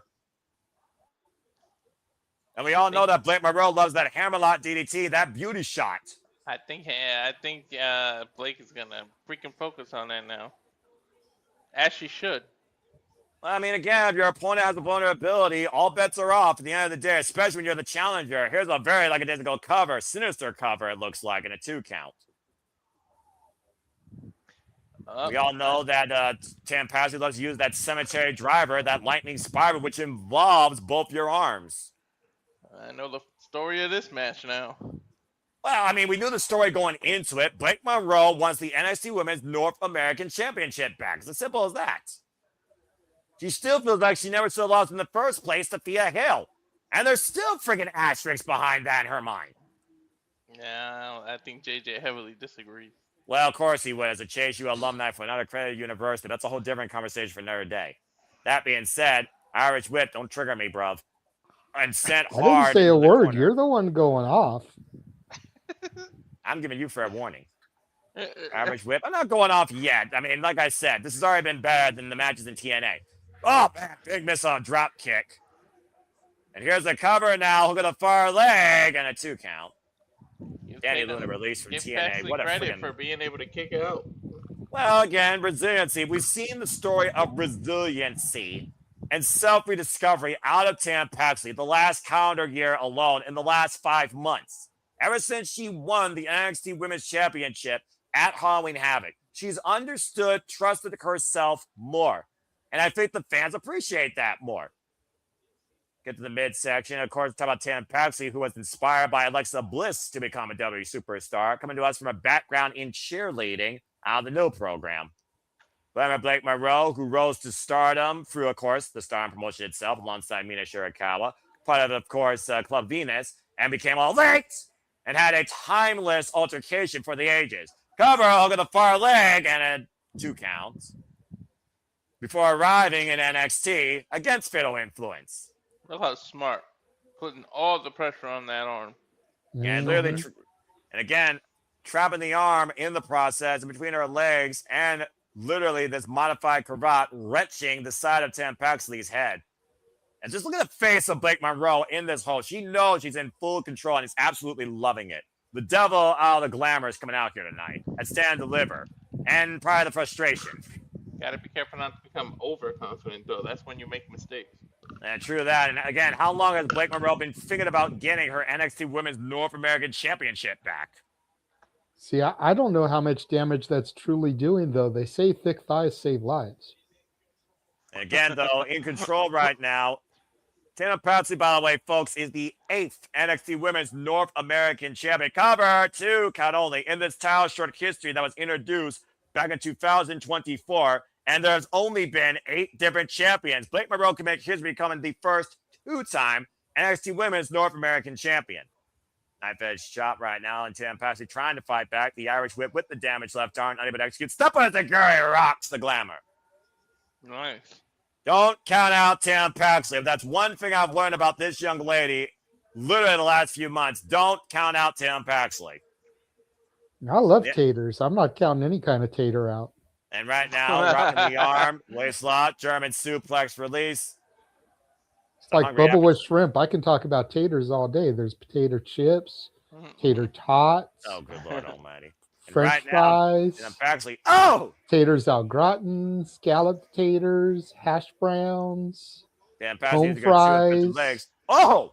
Don't forget them smothered and covered. Somersault leg, drop backwards with the far leg, and a 2 count while you're giving an all-you-can-eat buffet for potatoes. Tim Paxley trying to give an all-you-can-eat buffet of strikes there against the glamour. Nick airs are probably rising right now. Probably.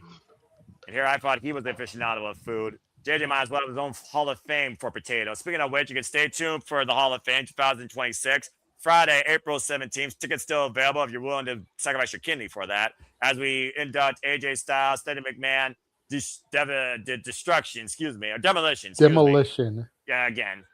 And others. Psycho Sid and the other guy. Yeah. Long overdue. Super kick. 5 of those 6 are well-deserved. The other one is questionable. Let me guess. Dennis Rodman? Ding, ding. I mean, for what he did for WCW, you can't deny Dennis Rodman's, place in history. But when people like Cyndi Lauper still aren't in yet, come on, y'all. Enough said. There's a presence, there's a purpose. You know who served more of a purpose? The other one you said. Besides girls just wanting to have fun. The other one had a presence. Whoop-de-doo. And he looked partly like a girl while doing it. And right now, Tim Paxley, it'll be freaking Karl Malone. And Blake Monroe are literally in a kicking contest right now. Both women trying to rise up, and each time one rises, the other one just boots the other down. Ooh.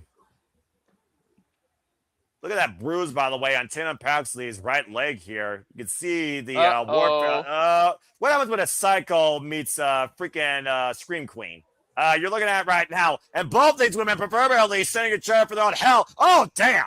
With a kick to the side of the head, getting the bear of that kicking barrage. Quite literally. Good grief. But Noah, which one is the psycho? Which one is the Scream Queen? That's for a psychologist to figure out, not me. Oh!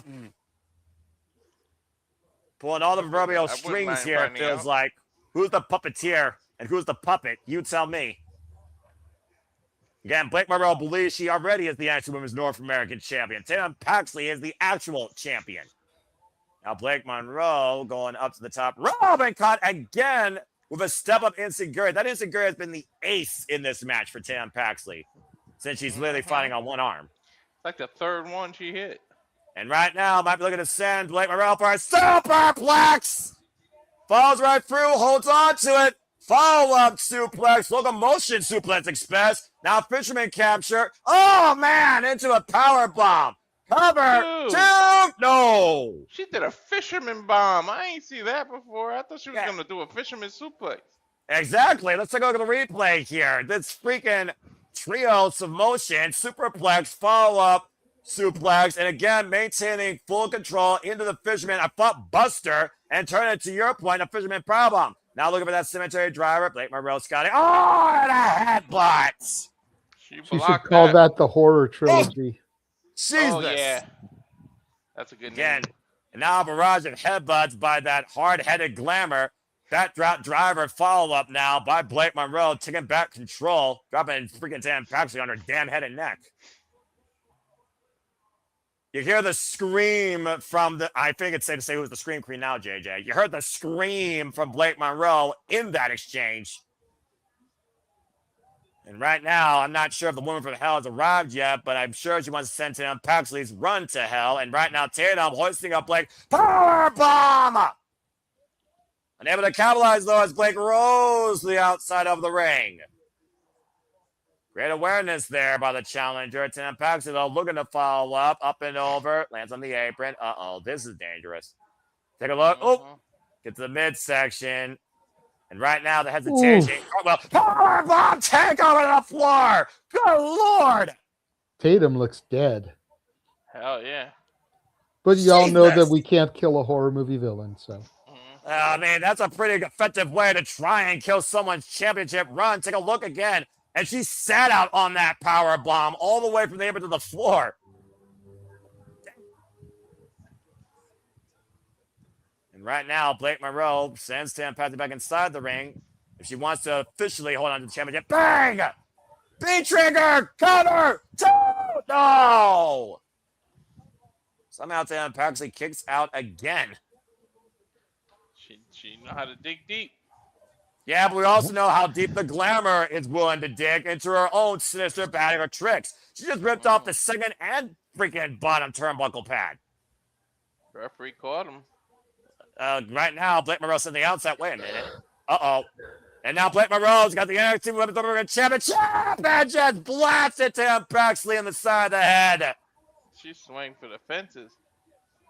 And now up in the fireman's carry. And then dropped down, cover, two, it's not over. Oh, Blake can't believe it. Yeah, she's starting to look concerned. She's already starting to look concerned? You sure she hasn't been concerned since the get-go? Nah, she's been cocky up until this point. Well, I mean, again, considering how deep this match comes, even your confidence has to waver knowing Paxley is still in this. It almost feels like Blake Monroe thought this was a foregone conclusion when she was in her head holding on to her possession. Paxley still fighting back, though. Now Blake looking for another round takeover. Paxley escaping, though. That cheerleader powerlifting background coming into play. And right now, oh! Whoa, Pele kick. Rolling copper kick. Looking to rise up again. And oh, the hammer. Oh, no! And that hammer, I think Paxley's head hit the bomb turnbuckle, exposed the way down. Shot. We got a new champ. Cover two. No! Oh, shit! They call her Tater Salad.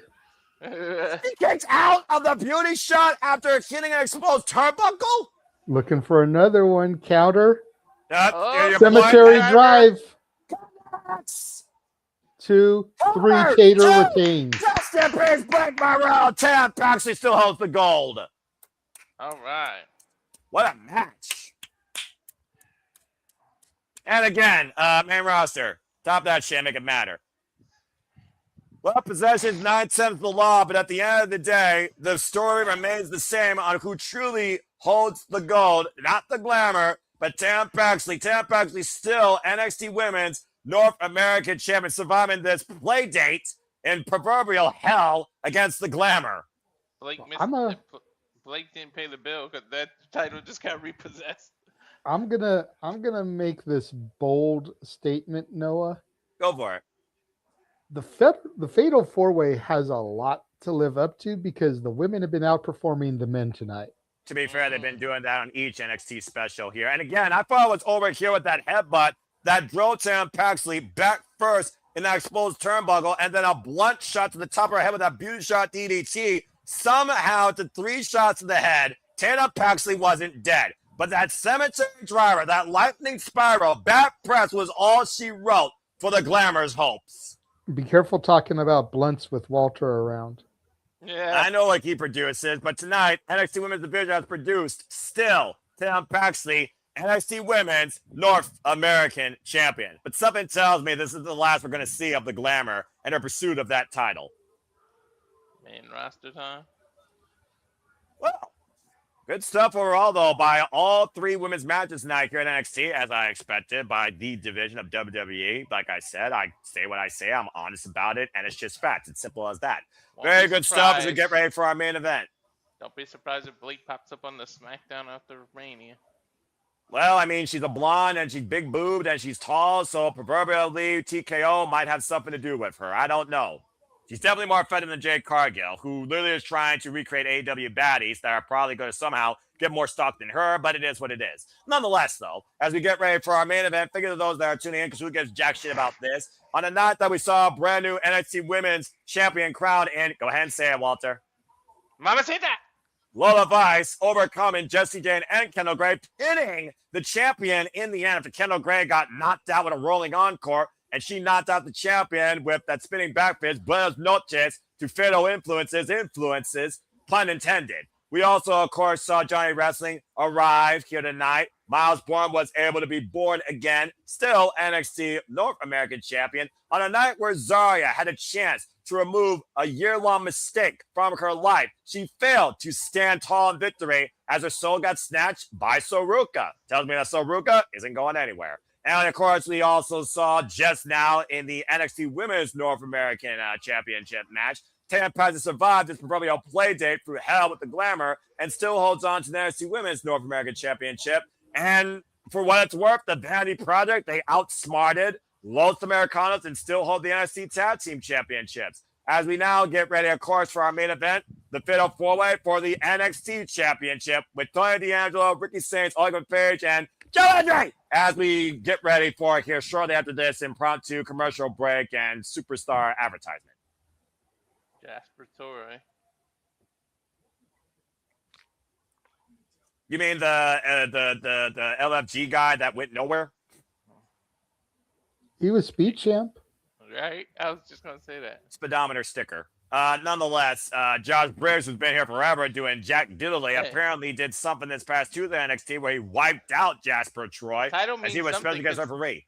That title means something because even Bacon went after it. You know, he's the winningest champ ever. That's Look, right.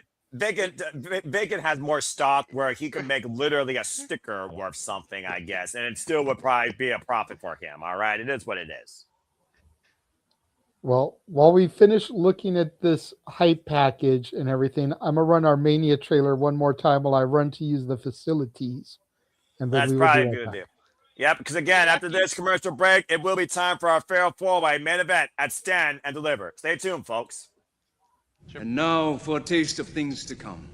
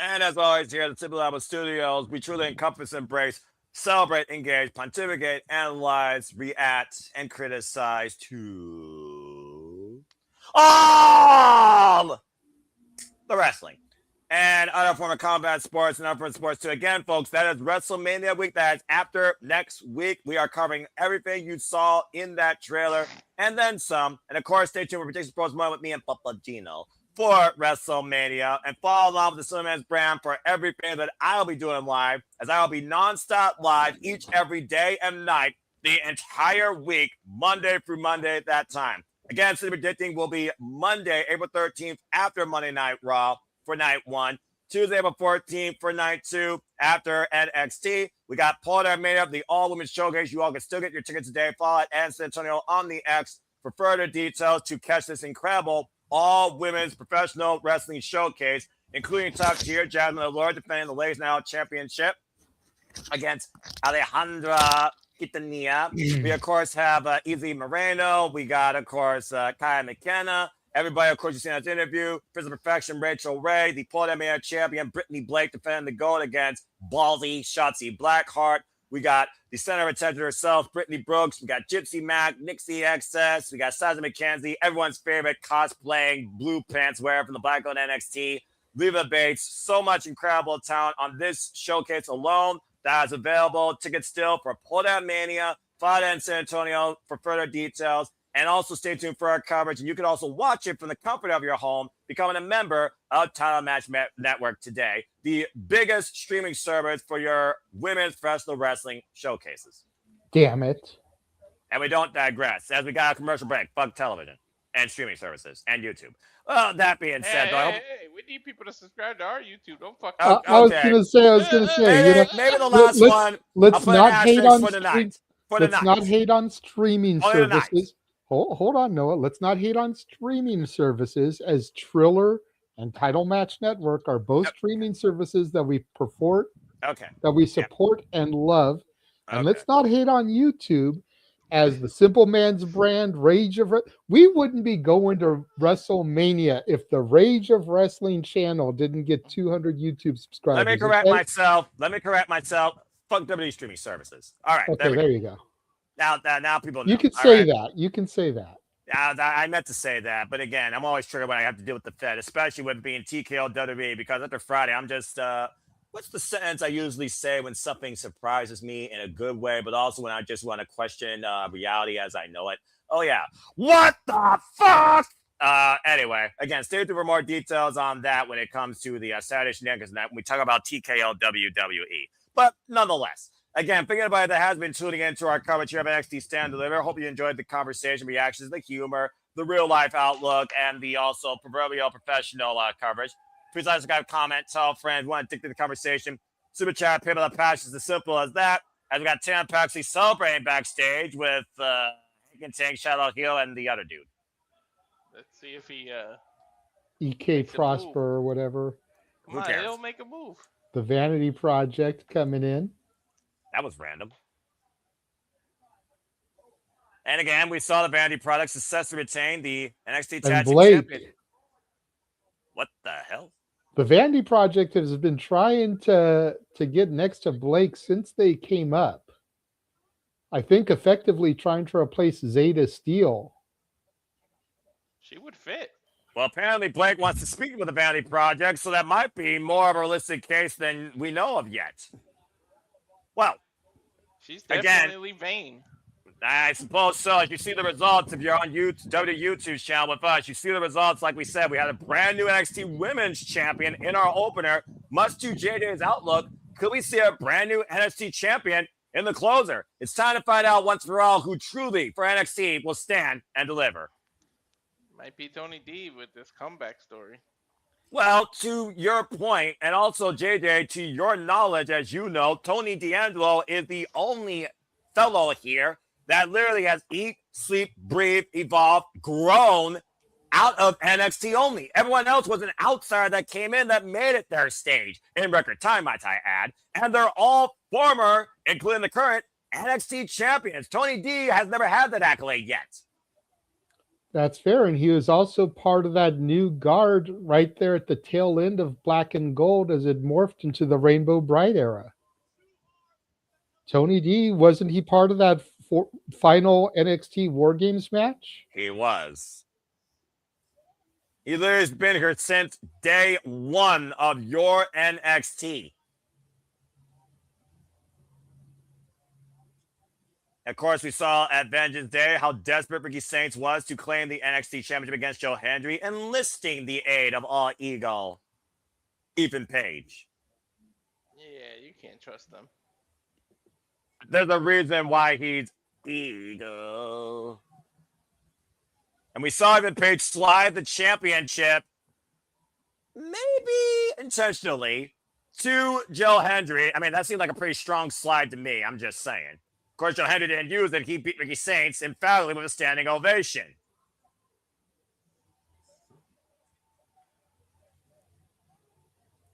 And then Saints was literally trying to drive the title to Ethan Page during the NXT North American Championship match, and he slid it too far. So, again, does either man really want to see the other succeed? I think we could all say absolutely not.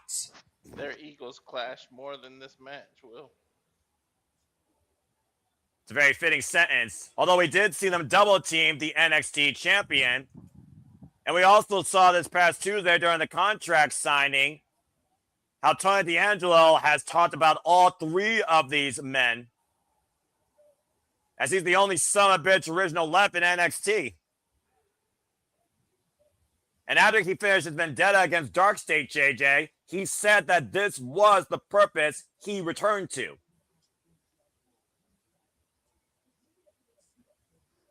To your point, he's the only one that's never held this title out of the group. This past Tuesday, we saw Joe Hendry hit it, unfortunately, on the bitter end of an Eagle's Edge for an announce tape for a contract signing table. And Ricky Saints was planted via one-arm choke bomb by Tony D through the other table, as Tony D and Ethan Page were the only two men standing and fighting. Could that be a sign of things to come? Could that be what leads to our outcome tonight? Because regardless, we are literally looking at the top tier left in this NXT. Only one of them will stand and deliver going forward as champion. You mean to tell me that a contract signing ended up in a brawl? Color me shocked. Well, it is WWE, to be fair. Egos, absolute attitudes, belief, and a personal goal and a career-long vendetta all comes ahead tonight for the NXT Championship. Tony D. A man without a family, a man without any glory, but a man with one goal left. He previously lost everything. Could he gain the one most important thing in NXT tonight? We talked about earlier how Zaria may have had one chance only to prove her point to stand and deliver. This is not Tony D's first chance, though, at the NXT Championship, as we know. The last time he fought for this gold was against the Mad Dragon, Ilya Dragunov, at Stand and Deliver 2 years ago. Now, truth be told, he was able to upset the ruler, create history, and beat Obafemi, the first man ever to do that, and became NXT North American champion. But as you said, Walter, he lost that title, he lost his family, he lost his way, and he came back to us through the dark to beat Dark State, and now only has one thing left to do to maybe come back fully to the light and be himself again. And that is to bring back in his mind to an original in NXT, the NXT Championship. Proverbially, you could say this is an away game versus the home team. Yes, Joe Henry signed NXT. He wasn't raised here. Yes, Ethan Page, record time, won the NXT Championship. He wasn't created here. Yes, Ricky Saints came in and made it absolute. But again, he hasn't been here. Tony D has seen it all, been through it all, but he hasn't done it all. True indeed. He's the home team. And that might make Tony D the most dangerous, but also the most focused.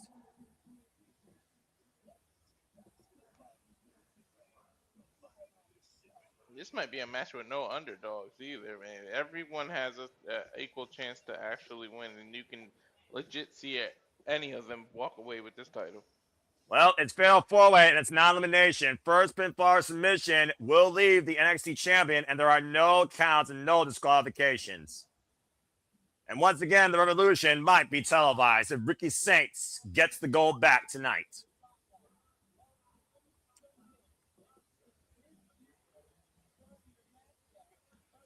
The Revolution was forced to be on YouTube. I mean, you know, at least it's for free and everyone can see it. True indeed. And Ricky Saints buys into the stock that he puts himself in. We've seen that since day one. Let's not forget, this man was able to overrule as NXT champion. He was the guy that shot us last year at No Mercy, beating the ruler of Femi for the NXT championship. We're going to become a two-time NXT champion. And this will be his third chance this year alone for the gold after losing out in that ladder match and losing to Joe Hendry.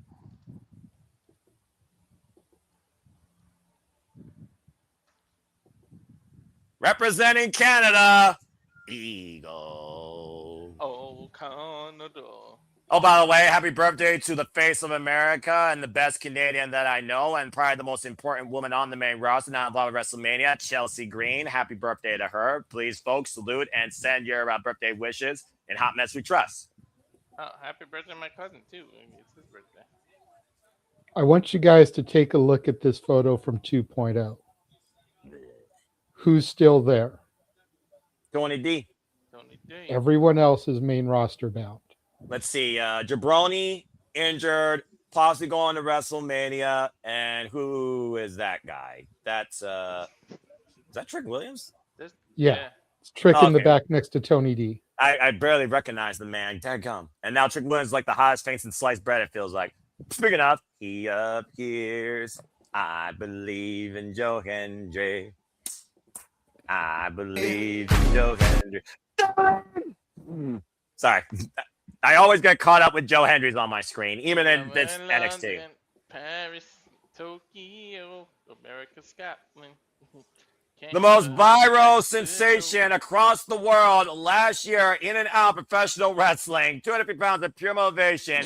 The answer to all life's questions. And the current NXT champion, Joe Hendry. Oh, God. Booker T is going to ruin it. Side to side. Look at the masses swaying. Oh, my gosh. Shuck it, duck it, quack, quack, dog. Bloody hell, this freaking idiot. Wave your hand from side to side.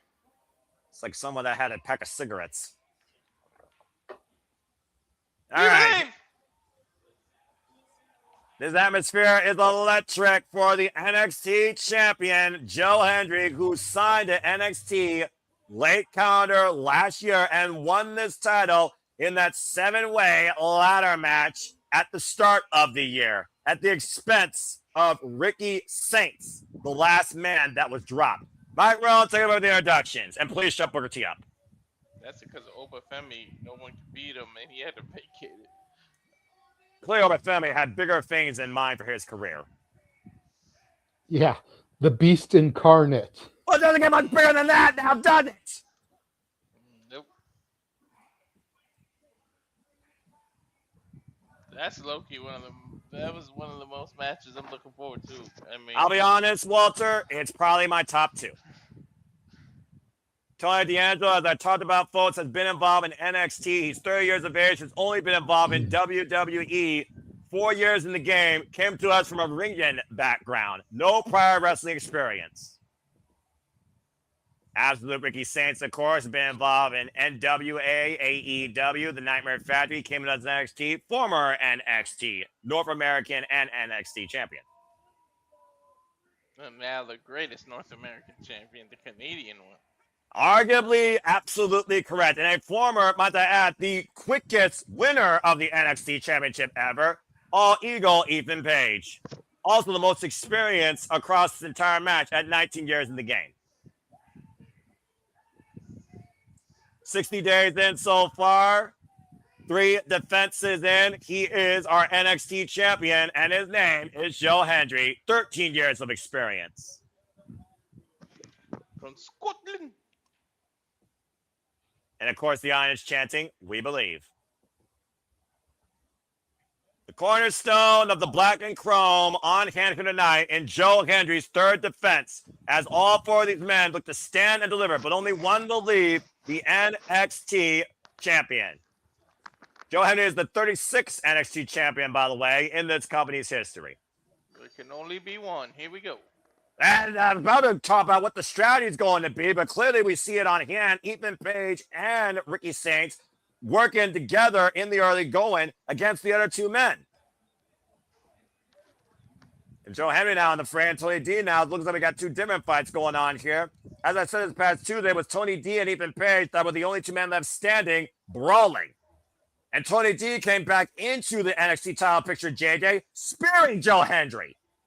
Mm-hmm. Oh, and speaking of which, Here we go. There was a mutual heavy respect for a moment, it felt like, with these two men, and then Ethan Page and Ricky Saints had to get involved in the mix, as Joe Hendry said he was looking to defend it against Tony D and everybody that has been involved against him. If Joe Hendry wins tonight, there's no one else that can stand against him, in my opinion, right now. Probably have to go through a number one contenders match. Closing up and over, Ethan Page and Tony D the outside, and Ricky Saints taking over with the suplex by Joe Hendry. What a suplex. 252 pounds of motivation showing all pure the motivation. strength. Swinging net breaker, former TNA world champion, also my tie up in the fireman's carry because Ethan Page using him as a weapon, taking out Ricky Saints, and Joe Hendry has taken control of the entire field here, dropping Ethan Page with military press on Tony D. That's one way to take out the rest of your opponents, to use one of them as a weapon.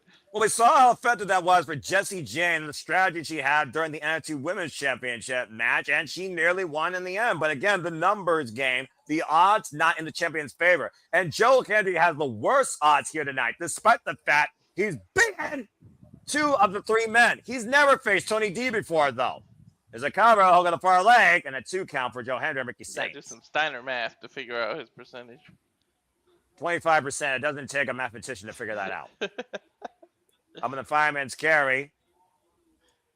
Who's made believers all around the... When you factor the 252 pounds, and then, no, I'm just kidding. Oh, Walter, you're not... 252 pounds of pure motivation divided by 4 individuals, multiplied by 2 men who I've already defeated. I have a 33 and a 4th chance of winning here tonight. Then you factor the over 10,000 people that believe in me. And that boosts me up to an 88 and a 5th chance of winning. No, it's like, man, there's 2 of them. Then you divide that by the number of weeks that my song was #1 on streaming services. Right. I'm surrounded by illogical dyscalculia idiots, folks. Please help me. Anyway, and that takes me down to a 62 and 7/8 chance of winning. Getting back on friggin' track. Oh my gosh, I'm surrounded by buffoons as we continue for the NXT Championship match, where again, Joe Hendry right now is trying to fight man. He appears. I believe in Joe Hendry. The match isn't even over yet, seriously. And right now, scoop slam by All Eagle Ethan Page, who came in literally 2 years ago and took the title from Trick Williams at Heatwave at the expense of Trick Williams, Shawn Spears, and Javon Evans. And right now, Ricky Saints and Ethan Page trying to eliminate the competition, make it a one-on-one. Don't think that's going to last. Both men working effectively against Joe Hendry in the stalling drop. Suplex position. It's AEW versus TNA in an NXT ring. Sponsored by WWE. If only that was actually the fact of the matter and the world could be at peace. Well, the TNA that I used to know, but nonetheless, I do see what you mean. Nonetheless, that math in there. That's not math. That's career attributes. And right now, the shoulder block by Tony D, who literally the only name you got put next to him freaking career is NXT, Rainbow Bright, pointed end, black and chrome. He's literally gone through every era of this proverbial NXT hell. Mm-hmm. Oof. He's the last man standing. Oh, man. The suplex by Ethan Page across the shoulder blades. Did he draped across the second rope up Tony D and Ricky Saints? A little bit apoplectic on that. Clearly, these two are not on the same page when it comes to strategy and attack. I think they kicked Tony D when he did that. Well, I mean, nothing else. They removed Tony D from the equation. Irish whip reversal. Ricky Saints set in the corner. Joe Hendry set in the corner. Now sent back in. Oh, single knee cold breaker. Now Ricky Saints with Joe Hendry with the fireman's carry into a messy TKO. I'm not sure he got all of it, though. And now a cover by... what the hell? You can't be double champs. I mean, what would happen in that situation? It's not elimination. What the referee's thinking? Lay cool. They cut the belt in half. Please, for the love of God, don't bring that up. Well, either way, they clearly came in with a game plan. And right now, Joe Hendry in a world of trouble being double teamed by Ricky Saints and Ethan Page, driven in the turnbuckles. I think Ethan Page was saying set him up for a suplex. I mean, I guess technically if one person didn't get their leg kicked out, the other one holding the leg would get the championship because they did each pin a leg or grab the leg. And right now, what the hell is this? Ricky Saints hooking up Joe Hendry. Possibly for a superplex! And Page right now to the top rope. And he's back, Ricky Saints! Never trust all ego! And then until he cares about himself, every man for himself, counter 2, back press 2.5 on Joe Hendry. Should know not to trust in that ego. And how smart was that really? Because by not going after Joe Hendry, who is already prone, Ricky, he just took more time away from the possible victory there as Tony D spears out of his boots there. And now Ricky running Saints, into the ring post. I'm about to say, though, to your point, though, JJ, Ricky Saints freaking getting a receipt on Ethan Page with his own spirit all ego, and then Tony D, like a bat out of hell, put his own chest for Ricky Saints' torso, and now all 4 men are down as Ethan Page rolls inside the ring. At the end of the day, if you're only focusing on pinning the champion versus just getting a pin on somebody else, that could play to everyone else's detriment and Joe Hendry's benefits. Henry just adjusted Tony D's attitude. And rushing kick right there by Ethan Page to Tony D. As we do have all 4 men back inside the ring. Double A takedown by Ethan Page. Elbow drop connects to Joe Hendry. Ricky Saints trying to gather his bearings. Freaking 4-way car wreck right now. And it seems like Ethan Page and Ricky Saints are trying to renew that alliance here. Now each man with a single leg crab on Joe Hendry. And again, Tony D, though, the other man out blockbuster. Beautiful double blockbuster float over there, just jumping back into the fray.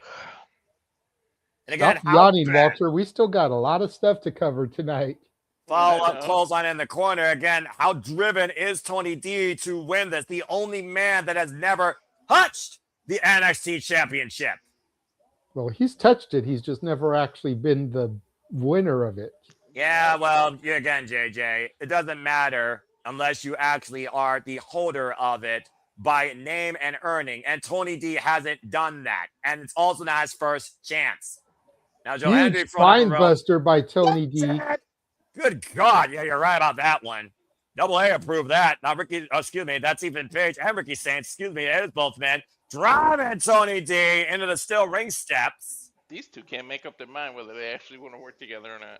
Well, at the end of the day, it plays their benefit to neutralize the competition as long as they can to isolate one man and then try and figure out amongst themselves. Now, dragging the steel steps to the Uh-oh. What the hell are they trying to do here? Dragging the steel steps to the announce table. We haven't seen no announce table destruction, surprisingly, tonight. And Vic Joseph, Booker T, you might want to get out of the way. And now Ricky Saints with the steel step for a tornado DDT on the floor to Tony D. You went the opposite way, though, not towards the table. Well, prior to his perfect twisted grand by Ethan Page to Tony D. Eventually, it's going to be down to you two. You keep taking everybody out. Yeah, well, at the end of the day, this also gives Joe Hendry a lot of time to recover. So, again, is this smart strategy? Whoa! Cannonball, slingshot over the top rope, and Joe Hendry wipes both them out. A Hendry bomb. I said his name, and he appeared. I understand we believe as Joe Hendry sends Ethan Page back inside the ring. We're going to put this one away with a standing ovation. Oi! Jet's getting a tiny bit of that chop block. It's Ricky Saints, though.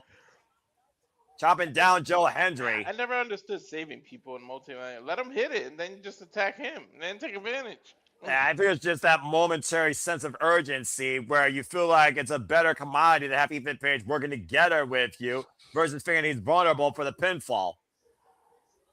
Both men again working together against Joe Hendry, looking for the suplex. Well, they did the stalling. Vertical! Again, the heart, the motivation of the NXT champion. That's some strength.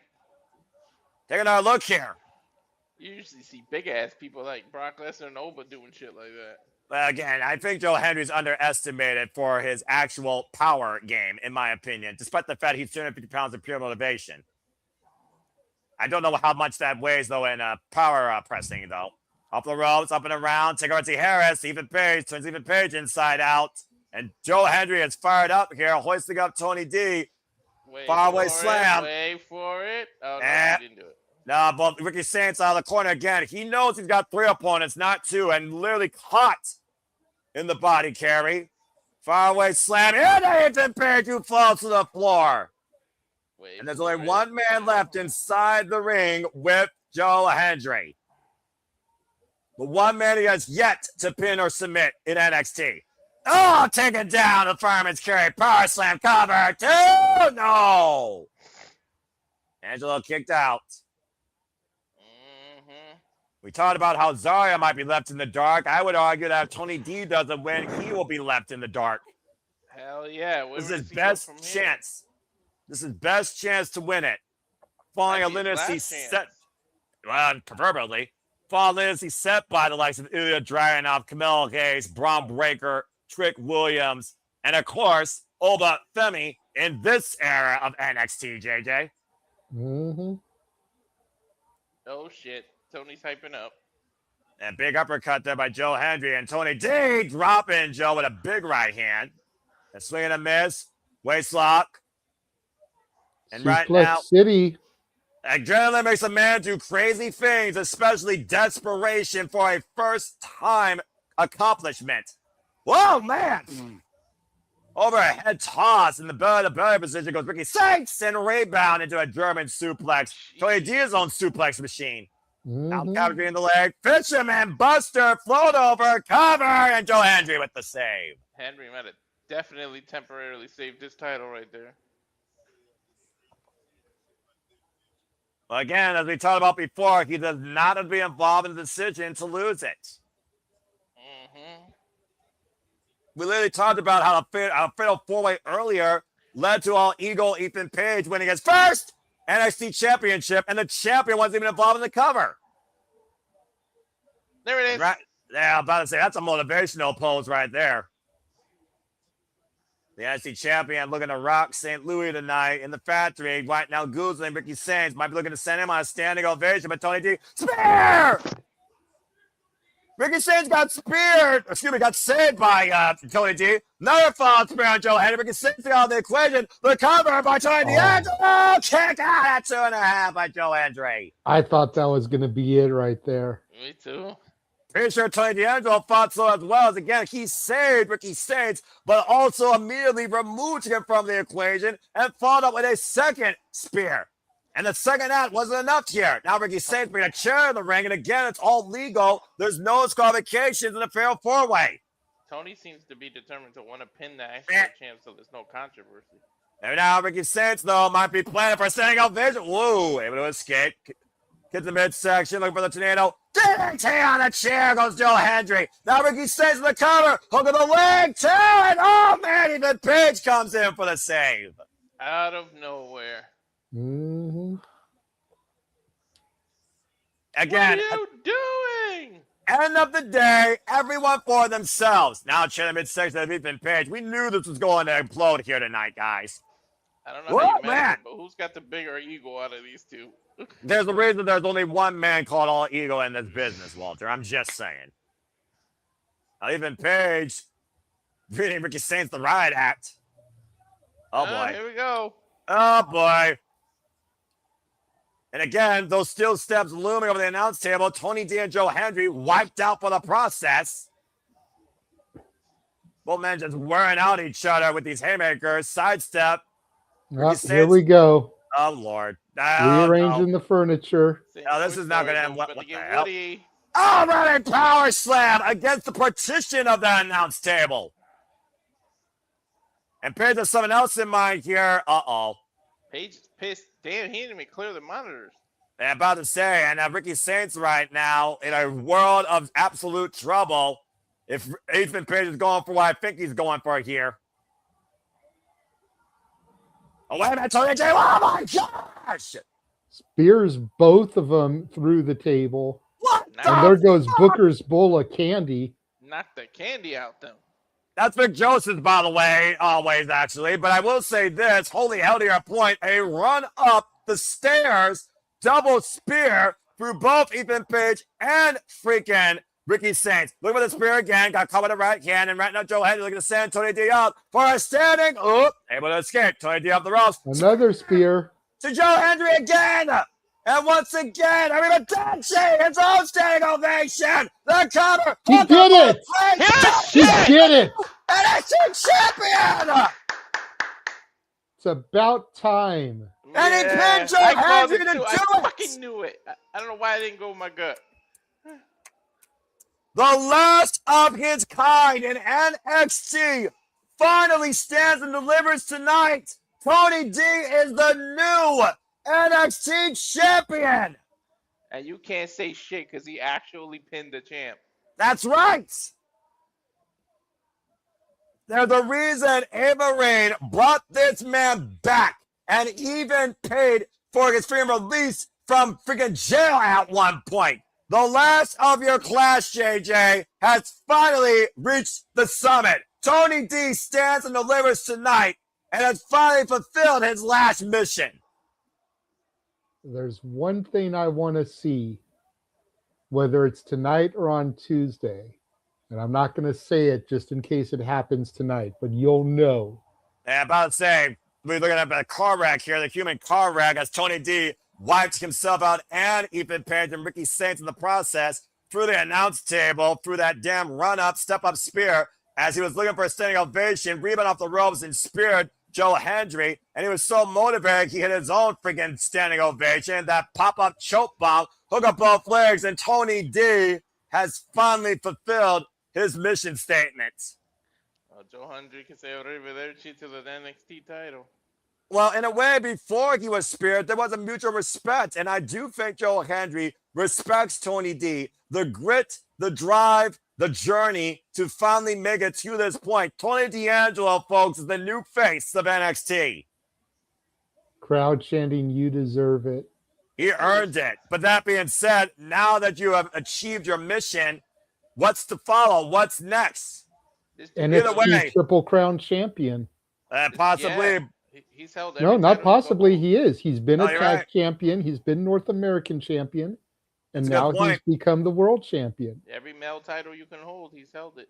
Yep. Aside from the speed title now. Yeah. Which doesn't matter. Which if he got it, would make him a Grand Slam in NXT, because now that is an NXT title. Well, regardless, let's not talk about a sticker. Let's talk about the actual accomplishment, the cornerstone of the brand, as Tony D stands and delivers in the end. And so does the show to a degree. And I thank you all for tuning in. For Walter Cruz, American Wrestling JJ Williams, I'm a Noah Foster. Thank you all for tuning into our coverage of NXT Stand and Deliver. And until later tonight, or until the next time we're on your screens, in and out of YouTube or the X, make up outside YouTube, by the way. Fuck YouTube and W streaming services. Make a positive impact in life and have a good night. Walter, JJ, cut the fucking feed. Congratulations to both Lola Vice and Tony D. Take care, folks.